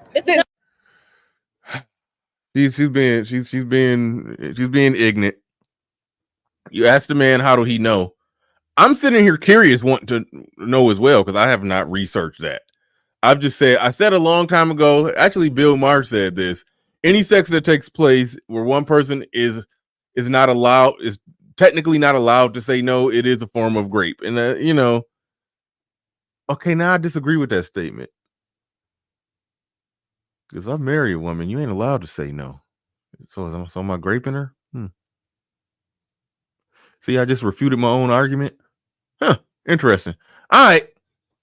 Anyway, but I'm curious to hear his argument. And I don't think we're going to get to hear it because she cut him off with some, were you there? Were you there? But I really wanted to hear him make the case. Maybe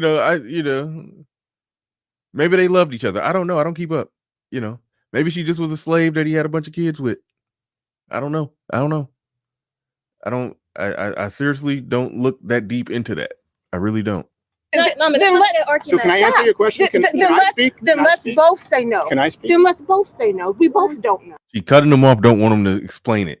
This is her. Remember we talked about white fragility and black fragility, where they said, white fragility is discomfort or defensiveness on the part of a white person when confronted by information about racial inequality or injustice. I went on to say, if that's the definition of white fragility, the definition of black fragility would be discomfort and defensiveness on the part of a black person when confronted by information that refutes racial inequality or racial injustice. That's literally what she's doing. She's being defensive. She's being absolutely 100% defensive and uncomfortable because all he was trying to do is present information that shows that Sally Hemings wasn't raped. That's all he was trying to do. And her defensiveness and her discomfort by him doing that is manifested in her cutting him off and not allowing him to do it because she don't even want to hear it. She practically plugging her ear saying, la, la, la, la, la, can't hear you because she just don't want to hear the information. I'm curious about the information. I'm curious. No. This is, I think we're kind of identifying the primary issue. It's not black-white, it's male-female. Uh-oh. I think that's the issue that we're running into here. No, it is black and white. It's very black and white. I think that the interrupting and the aggression and the implication that someone needs to back up when I have not fight, it's male-female.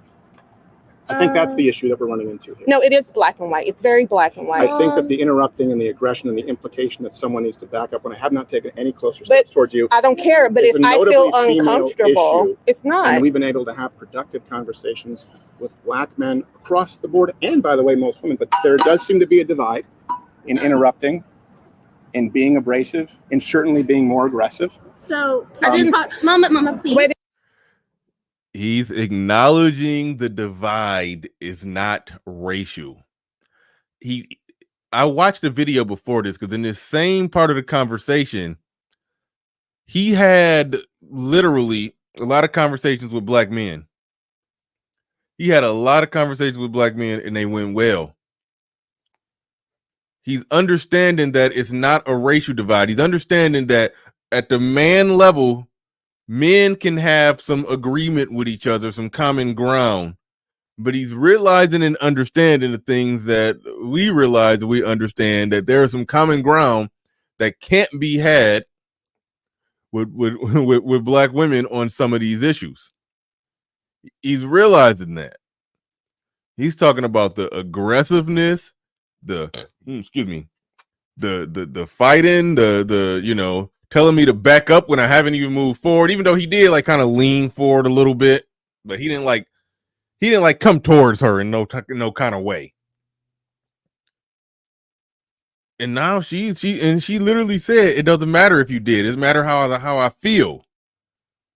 And so he's absolutely 100% right. It is a male-female divide that's happening right there. She's saying, fuck the facts. I'm talking how I feel, and no matter how you make me feel. He's saying that there's a difference between black men and black women, and it's not just strictly on some racial stuff that goes on. But here's the catch.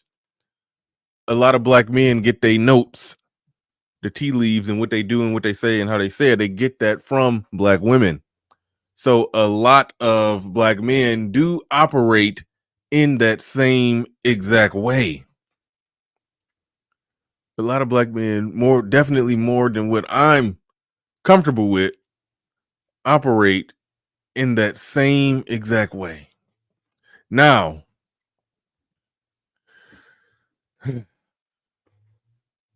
I think this is going to manifest in like more Republicans, more white male Republicans, talking more and reaching out to black men. That's what that's going to end up being. And they're going to get cues. Actually, it's a recent article by I think The Root. I meant to cover it, of them talking about how MAGA is trying to steal black men away from them. I gotta pull up that article. I gotta pull up that article at some point. Like, that's what's going on, and that's happening.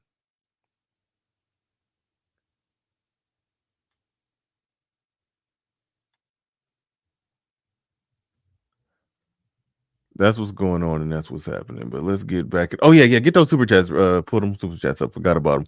Christian Hutchins in the building. So when I bully and mistreat my white tenants, is that racist? By their definition, it would have to be yes, but I'm sure they would cop the plea and say that no, because you don't have the structural power behind you to do that. You're just one individual man. So they're going to take it all the way up the line. That's why I say they call the governmental structure of this country that's defined as a white man. So there it is. So I'm sure they would say no. And they said, but see, here's the thing. They also say racism isn't correlated with intent. So if you're not doing that to them if you're doing that to them only because they're white and you wouldn't do that if they were black, then yeah, that would be racist. That would be racist. Yeah, no doubt. However, if you're doing that across the board on how you would treat any tenant that you feel was in the wrong, then it wouldn't be. But based off their argument, it would be, but they would say that it is not because you're black and they're white, because that's the argument. That's how it works. Even if a black person builds himself up to where, he's successful, got over $1 million net worth, and in position to control some of the outcomes of people's lives, and, renting and leasing out properties to people, and, has some degree of the power over them because of that, they would say that, no, you still can't be racist because you're black. It's practically racist to say that a successful black man like Christian Hutchinson can't be racist. So, Christian, I'm going to say that it is racist if you mistreat your white tenants because they're white, because I'm not going to strip the power to be racist from you because I'm not racist. I'm not racist. So, yes, Christian, you can be racist. To say that you can't be racist is to say that you can't have power because you're black. And Christian, you are a powerful man. And you got just as much power, definitely more power than the average white man to be racist, but you're not more powerful than the governmental structure of this country. Therefore, they would say that you don't count as a true pure racist, because you must be a part of the governmental structure of the country. Like, their argument changes depending on who's in the hot seat.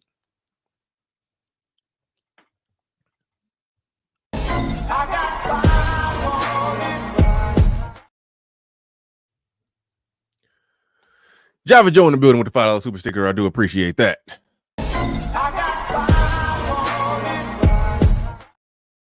Appreciate you. Appreciate you. All right.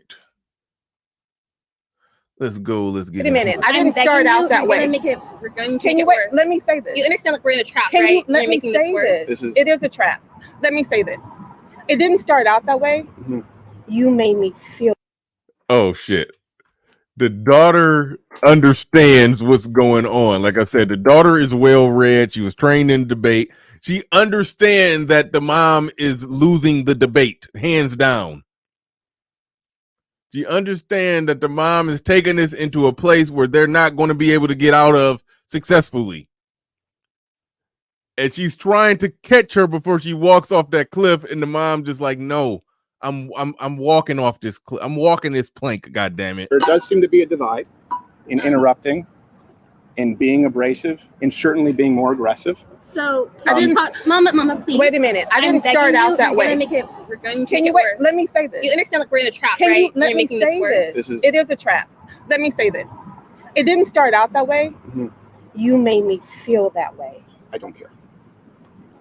Okay, I end care of about I care about the conversation. facts. I wasn't Okay, intending so to make you feel that way. It's and if the you end look of back the at what I said, conversation. that's fine. You just shown your true colors. I don't care that you feel that way if you're wrong. And that Yeah, wasn't you the were in- trapped, and you guys, and this is Every horrible. single conversation today has Yeah. been productive. We found more in common than less. Every single one, Yeah. with the exception of this, and this is the only one where I was told I couldn't have an opinion because of white fragility.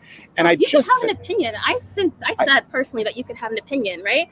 I said that multiple times. As long as you come with facts and like proof, Right. Because okay, here's my but thing. we haven't My addressed any of them. We have, especially with the same thing. I said from my sources and from my facts, we have a difference of facts and opinions. So we should have dropped that totally and completely, moved on to something else, like Right. maybe the prison industrial system, or maybe something else that has more basis. But you just kind of hounded on the fact of one thing, and you didn't really address. This is not like a great conversation to have, right? And I for just- my I just mom, walked she's not like I'm trained in debate, so I know how to see certain debates you're making, and I know how to move around them or know how to deal with them. She does not, so she'll fall into that trap a little bit more easily. Of how What certain trap have I laid? I'm trap? really not trying to lay You're a not trap. laying a trap, but you're being difficult to talk to and understand, and there's a lack of empathy on both sides. And I feel like that's the main issue, is there's a lack of empathy on both sides, and we're not really reading each other or hearing each other. And that's where the main issue is. And mom, she's pretty strong-willed, she's pretty strong-headed, and when she comes to debate, she comes to win. I come from a different perspective. Sure. So my goal was this. My goal was this. First, to hear each other. And within this conversation, I didn't feel that. It changed. You just told me I don't care. You just said there's no facts. You just told me everything. Again, this is a person who basically in so many words said that if you disagree with me, you're racist. And if it was left up to you, I would still be in chains. But now listen to what she's trying to spin this around to. This conversation, I didn't feel that. It changed. You just told me my goal was this. That's where the main issue is. And mom, she's pretty strong-willed, she's pretty strong-headed, and when she comes to debate, she comes to win. I My bad, I backed up too far. come from a different perspective. Sure. So my goal was this. My goal was this.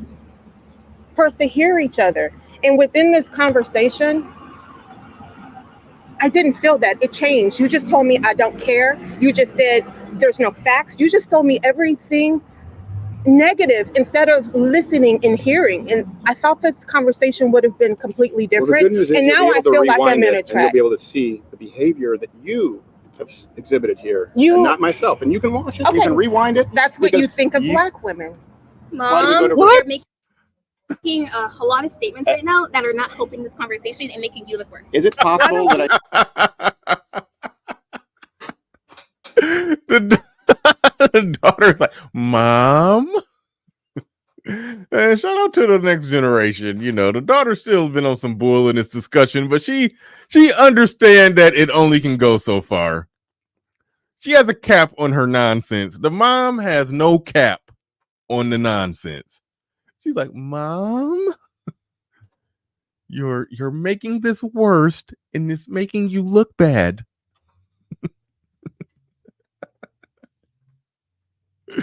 Oh my goodness. This is wild. This is legitimately wild. You know, I'm hopeful for the younger generation. I really am.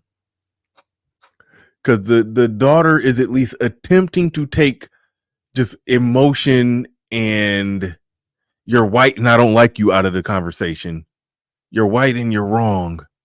And by the way, this whole thing with the white man doing that, I want to get to a place where, and I may have to do it someday, but I want to get to a place where it's not a white dude doing this. I mean, obviously it's okay for them to do it, but I want to get to a place where black men are having these conversations, walking the street, making content like this, and talking and just having conversations like this on the street. Like hopefully we can convert over enough black men to thinking clearly and logically on these issues. Because I do want to see this. I want to see where this conversation goes if it's a black man and a black woman talking. It was black Steven Crowder out there having that conversation. I want to see where it goes, because it would go from him being racist to him being a coon and a sellout. It probably would go there, or they may have to actually look at something, or it may get more loud and more aggressive on the woman's part. Either way it go, that's just infinitely the more interesting conversation. I think that maybe you've been impolite, that maybe you've been inaccurate in some of your assumptions yourself, and not because you're black. We've both been impolite. And not because you're black. So why does it have anything to do with your race? If I just think you've been aggressive. I think so. Here's the thing. And not because you're black. We've both been impolite. And not because you're black. So why does it have anything to do with your race? If I just think you've been aggressive. The only slightly impolite thing that he's done, and it wasn't really impolite, but I understand how she could perceive it that way when he said, "I don't care." Only thing he was saying is, "I don't care about how you feel about what's being said. I care about the facts. Your feelings don't matter." But she reserves the right to be extremely rude the whole conversation. I think so. Here's the thing. Here's what I want you to hear. Whenever a woman or a black woman or asserts herself or says this is Please incorrect. Don't do it. It's so tired to do that. It's so tired. The conversation's now over. Have a wonderful day. Because the way you're treating me. Because you see the way it's incorrect. I love that he's just done with that shit. Like, as soon as you start saying it, I was like, oh no, not this argument. Not the whenever a black woman asserts herself, then she gets called angry, mean, rude, and aggressive. Like, no, you're being called angry, mean, rude, aggressive, and abrasive because you're being rude and abrasive. Like, come on. And he's like, "Come on, please don't do that. That's just so tired. I can't. Like he's in a place where like I just can't stomach that shit. I just really can't. God damn it, you're violating my whiteness right now. I just can't. I can't even breathe in the air of this shit that you say." We've both been impolite, and not because you're black. So why does it have anything to do with your race? If I just think you've been aggressive. I think so. Here's the thing. Here's what I want you to hear. Whenever a woman or a black woman or asserts herself or says this is Please incorrect. Don't do it. It's so tired to do that. It's so tired. The conversation's now over. Have a wonderful day. Because the way you're treating me. Because you see when you say every time a black woman asserts herself, no, that's not true. That's not true. Okay, that's not true. That's not what's happening. A lot of times, often there's a thing called tone policing. I'm sure you know about it, right? Sure. And that happens a lot often to people in have these conversations. Then people get aggressive about something that hurts them. A lot of people will tell them they're being aggressive instead of looking deeper. Instead of looking deeper into what's going on and seeing how that hurts them and having empathy. Empathy is the biggest thing. I have, but the thing is, you're not hearing me. I'm trying to hear you. The root cause of it is historical inaccuracy and lies that you've been fed. To say that the nuclear family is white supremacy, or it's an example of white supremacy, here's the thing. Do any of those ideas make black children's lives better? It makes it worse. The nuclear family does not make really anybody's lives better. It's the single biggest indicator that you have success of ending up in prison, of graduating high school, of being illiterate, or having successful marriage. Having two parents, sure, that's useful. Oh my goodness. Having a nuclear household don't make anybody's life better. It just gets to the point where it's like, yeah, it's messed up because like she said some things that were a little hopeful in the sense that, you know, she understands that the mom is making arguments completely from an emotional, irrational standpoint, and she's trying to pull the mom back to like a bare minimum, like a middle area. But then like you're going that's far and extreme left to like she has knowledge. I can tell she's read some stuff or she's looked at some stuff. I mean, she's 17, so she probably watched some YouTube videos on some stuff. So like she has some of the information, but to not have that, like again, like I said earlier, the whole single mother rate in the Black community is deeper than these men need to step up and take care of their family. It's even with the more sophisticated, there's a mom who's married and live in the suburbs, daughter go to private school, they make good money.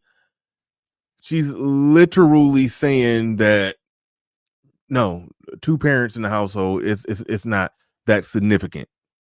She's literally saying the things that's the things that's causing the problem. The things that are causing the problem on a macro scale, because yes, there are individuals who are going to make it and thrive no matter what, you know. But on a macro scale, a problem is a lot of problems are amplified with Black people because of that reason. She don't have those problems because they did the opposite of what everybody else do. So to make the argument that they don't need to do what we do, it's like it reeks of like literally being trained in whatever the bullshit ideology that Black Lives Matter had up on their website before we made them take that down, or before we clowned them and then they took it down, about they're out to destroy the nuclear family or disrupt the nuclear family. See, I can get the quote exactly right in the chat room. I can't remember the exact quote, but they're reeking of that. They speak to the virtues of that. We don't need two parents in the household. It could be man, woman. I mean, it don't have to be man, woman, child. It could be woman, child, community, woman, child, village to raise a child. Like they speak on that. They speak to that. It runs that deep. But mom and because dad of the involved in your nuclear, life, it's not even close. Because of the nuclear family, right? Having your mom and dad, right? But yes. but what if an uncle takes? Shout out to you, Dark Knight Mentality. I was trying not to say trained to Marxists. I was trying not to go that way, but that's more or less what I was saying. That's more or less what I was saying.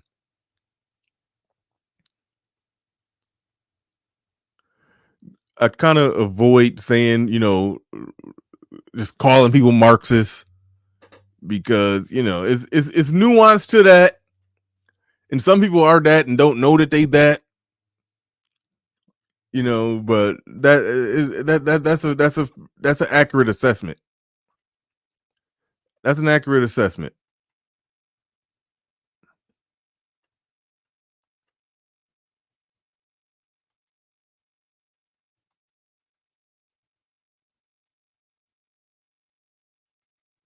That place of the dad, you can still have those benefits, right? It's more so just of the Involved in your nuclear. life. It's not even close. Because of the nuclear family, right? Having your mom and dad, right? But yes.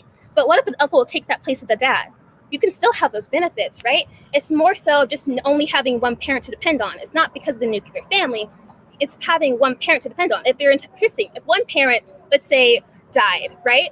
But they had the entire family come in and help those children, they're probably still as well off. Right. So why is that not happening? That's how it can work if something happens and it's not the majority on a macro scale saying that it's not needed or necessary. But from the macro scale, everyone thinks and believes and operates and makes decisions as if they understand the necessity of it. And then when something happens, like somebody dies, or in a rarer instance of divorce, then yes, people pull together help and support. Yeah, things can function that way, but that's not Black America. You're admitting right from the start that that's not baked into the cake of what we're trying to do anyway. gone. If here's the thing, if one parent, let's say, died, right? But they had the entire family come in and help those children, they're probably still as well off. Right. So why is that not happening in the Black community? It is. It is. It is. The Black community is very we're communal. living it. We're living I think it. it's a beautiful thing that you are living. We're living but it's it. not. Statistically, it's not. Statistically, there are more children in the Black community. Yes, single households is not even close, and the family is not stepping in. And if you look at the tables, you look at the statistics regarding literacy, regarding graduating high school, regarding crime, I feel regardless like of how that's much more of money a class issue. Because I'm talking about like, okay, if I could, Two people working together puts people typically in a different class when there's, because majority of households is two incomes in it. One of the biggest indicators whether or not Black kid is going to be raised in poverty or not raised in poverty is whether or not it's two parents in that household. It's like, so say that it's more of a class issue when you admitted that previously that it's a baked into the culture issue. continue. Yeah. It's the single biggest indicator that we have of one's success in life, from behavioral issues to successful relationships themselves. What do you to think going it to is? school. For behavioral issues. I'm gonna walk out. Also, yeah. I'm telling you exactly what I think it is. I think it's very important for children to have parents in their lives. Psychology, because I plan on being a psychology major and I study this a lot. A lot of time, for medical issues and things like that, people will often diagnose Black children with behavioral issues instead of looking at other criteria. Prison. Murder, arson, theft. I'm not talking about ADHD. I'm talking about the chances of single parent households. This is also a great Murder, prison, theft, Can I violent please- crimes, please? right? I'm just trying to, this is like a little pinpoint so I can get you to see like a bigger picture, I suppose. So when you look at I like apologize for being myopic. yeah. So What did you say? I said I apologize for being myopic. when we look at Black children, right, they're more likely to be diagnosed with ADHD and things like that, but also behavioral issues. So what was that? They tend to be. I just didn't hear it. With like different mental issues and behavioral issues, right? Let's go with that. So they're more likely to be diagnosed with behavioral issues instead of like other mental conditions, right? But in reality, they might fit those better because of the perceived racial biases a lot of people have, right? And this goes to like medicine, how Black women are treated, and how they're It's something to be said there, and there is a good conversation there about Black children, particularly Black boys, being diagnosed with ADHD at the rate that they do. ADHD, it is a real thing. I don't think you should put third graders on medication. I think middle school, maybe, but the problem with ADHD is that it gets misdiagnosed. So she's technically right about that, but she's right, but in the wrong way, because she's saying they could have other mental issues, which they very well could, but that everything gets called ADHD, and sometimes it could be just a kid misbehaving. Sometimes it could be just a kid struggling at a particular subject. It could be a lot of different things. It is a little bit, and I don't. It's a stigma with it to where people don't think it's a real thing. They just need their butt whooped, as if people wasn't getting their butt whooped and still, still have life still turning out messed up. It's like, no, it's not just as simple as that. So, I mean, it is a good conversation to be had there. I don't want to derail it too much with that, but I do like where he's trying to just look at outcomes. He talked about prison, murder, violent crimes, and all that kind of stuff. He wasn't trying to talk about, behavioral things at school. The weight of what they're saying, it's a lot of nuance to that. I don't even want to go down the ADHD path. I don't even want to go down that path. It's something to be said there, and there's a good conversation there. But I'm gonna keep it moving. They're more likely to die in pregnancy and childbirth, right? And I feel like that's just like a small peek into how like a greater society treats a lot of Black people. They ignore what we were saying, and they choose to think about us in a different way than what actually is reality. Okay. So can I respond to that? There are a couple of things, and this is where hopefully these kind. All right, this is how I know it's a good conversation to be had there. I'm seeing comments about ADHD. Let's see. All right, it says my oldest has ADHD, but his martial arts is helping him with it tremendously. It's a real thing. It is a real thing. A lot of people don't acknowledge that, but it is a real thing. He says the dude that created it says so. What are you saying, hood conservative? Okay, saying ADHD is not real. If somebody actually has ADHD or ADD, particularly ADD, it means that they don't get the normal amount of dopamine to their brain. Like it's a actual way to. I would love for you to send me whatever you got to send me. Of somebody saying the guy who created it saying it's not real. Said ADHD just means too many female teachers. Yeah, see, I know it's a lot of people that ain't with me on that, but it's you do research on that, it's a real thing. Just the fucked up part is that any kid that's misbehaving, they want to put him on it or diagnose him with it, and then they give medicine to a kid, and if the kid has too much medicine, it zombifies him, and it just gets stupid. It literally gets stupid. I'm not even about to get into my experience and how I know that it's a real thing, but it's a real thing. Kids with good fathers don't seem to have ADHD. Not true. Not true. You saying the cure for ADHD is recess? That's because you're only looking at ADHD as a kid that's hyper and can't sit still. The hyper part, I don't know that much about that, but I don't know nothing about the hyperactivity part of ADHD, but I do know a lot about the attention deficit disorder, the attention deficit part. When the brain does not get the normal amount of dopamine and it's staring off in space. You know, I get that. I get that. It's hard to remember and retain shit and all kind of shit.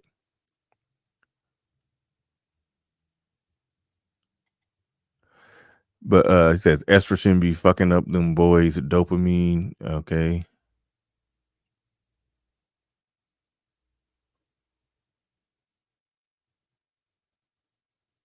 Said my son goes to an all boy military school, no meds.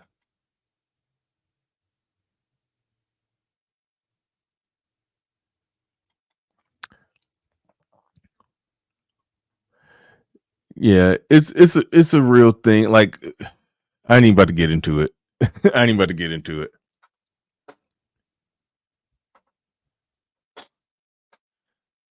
It's the bullshit where it's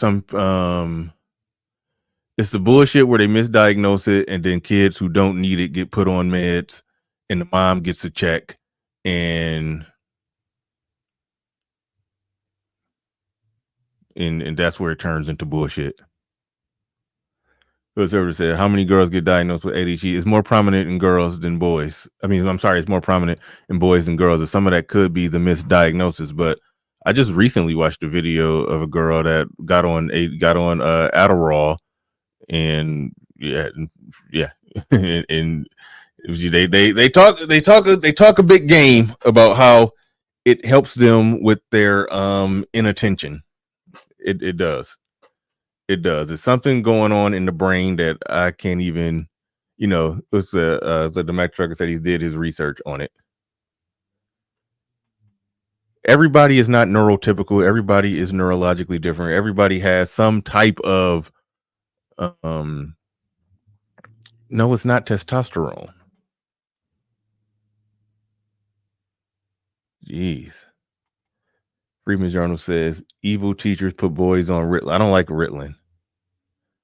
And and what you're talking about right there, Freeman's Journal. See, okay, just understand this. This is the last thing I'm gonna say about it. Two things can be accurate at the same time. A teacher could be evil and want to put a boy on Ritalin so their job can be easier. All right. That is an actual thing.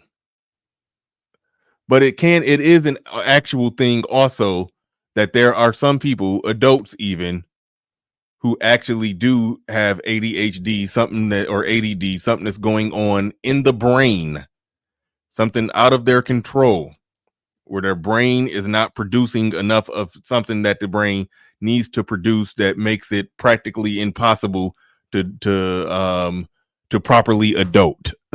It is, and they take Adderall, and then they can properly adult. Like that is a thing. It is a thing. Do your research, look it up. But it's also a bunch of bullshit too. And I don't think you put kids on it because they can't sit still. I don't think you do that. Says all the years of preservatives and pollution has totally messed up our brain chemistry collectively. I don't know if that's the cause of it. I honestly don't know that. Jockey's Retro says some people literally have a chemical imbalance. Yeah.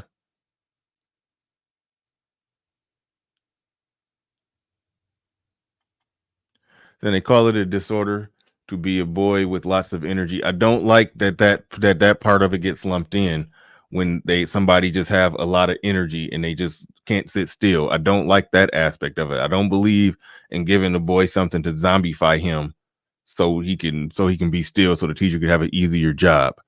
That is the part of it that's bullshit. Conservative, I hope you don't say that I'm saying being a boy is a medical condition now. I'm definitely not saying that. And that's why I don't think it should be given to kids. But I do understand that there are lots of adults that have it. Do understand that there are lots of adults that have it. Let me get back to it.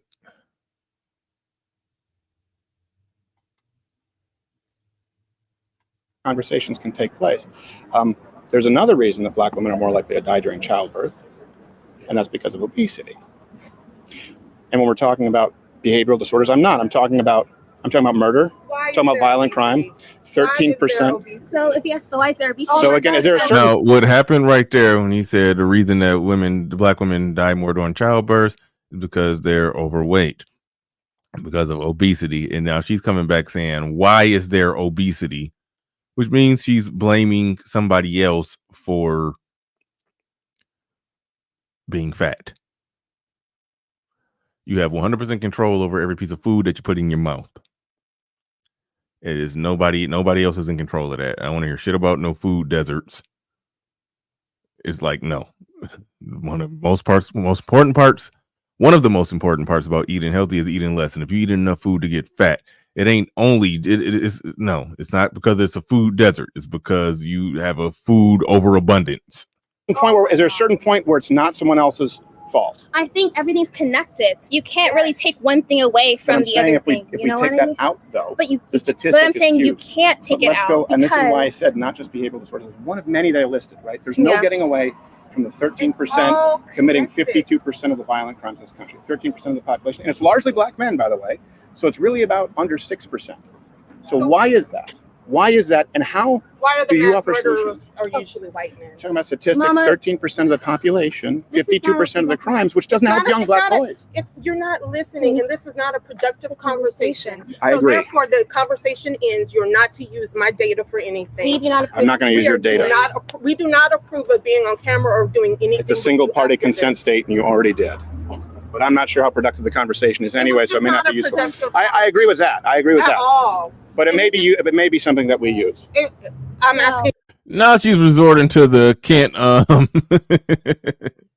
don't use my image and likeness. Oh man. Oh, I'm sorry. I'm sitting here stretching.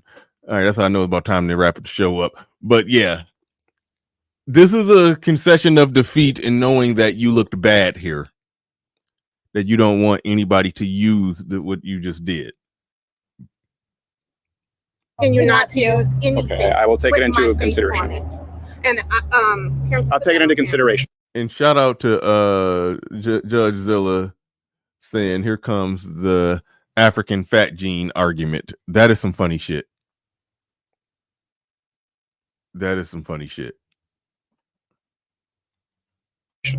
Okay. We don't want you to use anything with our face or name on it whatsoever on anything having to do with you. It doesn't matter your though. company. It doesn't matter. So anything for your YouTube video, we do not consent to it. Now we're going to disagree on this. We're single party consent laws. Are you familiar with them, or is that just it's the law? Now, if we want to have a conversation about, okay, fine, where you don't want to, but you did consent to this interview. It started off as friendly as all the others today, and now the law says, but that doesn't matter. The law says it doesn't matter. Unfortunately, we do not consent. Great. And if Also, what does it say about you as a company to renege on our consent? You know what I mean? I feel like as a company, that's not right, great. and I hate that. It's called journalism. Right. I hate that she was right. It's called journalism. I hate that she. RM, change that around noonish because they will be starting early-ish, sometime between 10 and 11. I would say 10. I'm gonna start shooting for 10 every morning, at least 10:30. It's easier on Saturdays to get it fired up on by 10. But all right, but just change that part. But your whole demeanor and everything about you shifted. But what I'm saying, and I was so open for a beautiful conversation, and everything about you shifted. I think it shifted with the idea of microaggressions and white fragility because that's racist. And that was literally the first thing that came out of their mouth, out of her mouth, particularly. Like, she don't view her aggressiveness as aggressive. She view it as, I'm going to say this, you just got to sit there, shut up, and listen. That's literally how she views it. But then when he didn't just accept what she was saying and he countered what she was saying, now it's not having a good conversation, and you know, you're doing something wrong by challenging or countering me. You're not supposed to do that. And that's my opinion. And you don't agree with it. That's fine. And you'll say it's privilege. And you'll say that obesity is because of white people. And you'll say that the murder is because of white mass murderers. But you haven't listened. Keep walking. Absolutely. Everything I've said is white privilege. Everything is white privilege. That must be it. just think about it as like a company. Yes. This is not great for, like, if somebody straight up said we didn't give you consent, that's not great for a company. Why do you think you're the only ones where that's the case? I also have a question. If your goal is to show this love in this great community, this is just not productive. Right. No, I agree. It should be shown. I don't think that this is good ambassadorship for that. No. At all. So why are you fighting us? I thought it was going to be a deep, great conversation. All right. I'm going to put the link in the chat to this conversation. But Java Joe in the building says, Bernard, it would be interesting to see if there's any research that establishes a correlation between the rise in single mother household and the rise of ADHD diagnosis. It may be a rise in that. I mean, it may be a correlation in that, and I do think something needs to be done to make sure that it doesn't. It's the most misdiagnosed thing out there, as far as I know. It is extremely, highly misdiagnosed. So yes, that would be interesting. I wouldn't be shocked if there is a correlation, but I think that there's a amount of research you haven't done if you think it just flat out doesn't exist, if you think it's not real. What do we get for $10? Everything you want. And I think the part that we all agree on is giving Ritalin to a kid that can't sit, to a boy that has a hard time sitting still. That's stupid. That is just stupid to me. I don't believe in that. I absolutely don't believe in that part. Christian Hutchinson in the building says they think they can withdraw consent after the fact. Take note, people. Good call on that.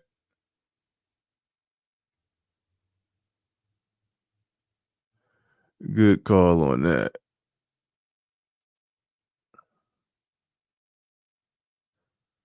All right.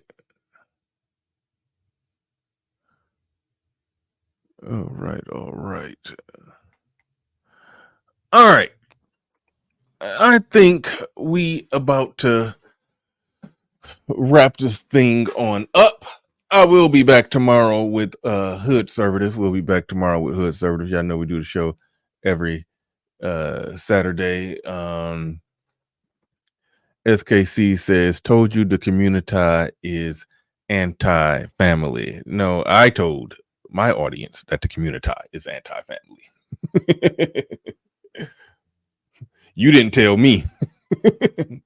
I built my show on the idea, practically. But man. Yeah, I'm tired. All right, it's time to wrap this up. Shout out to everybody in the building. Do appreciate each and every one of you. We about to get up out of here. But without further ado, before we go right at the buzzer, when Salty Balls dropped 20 on it, I was just about to How the hell did Christian get the link?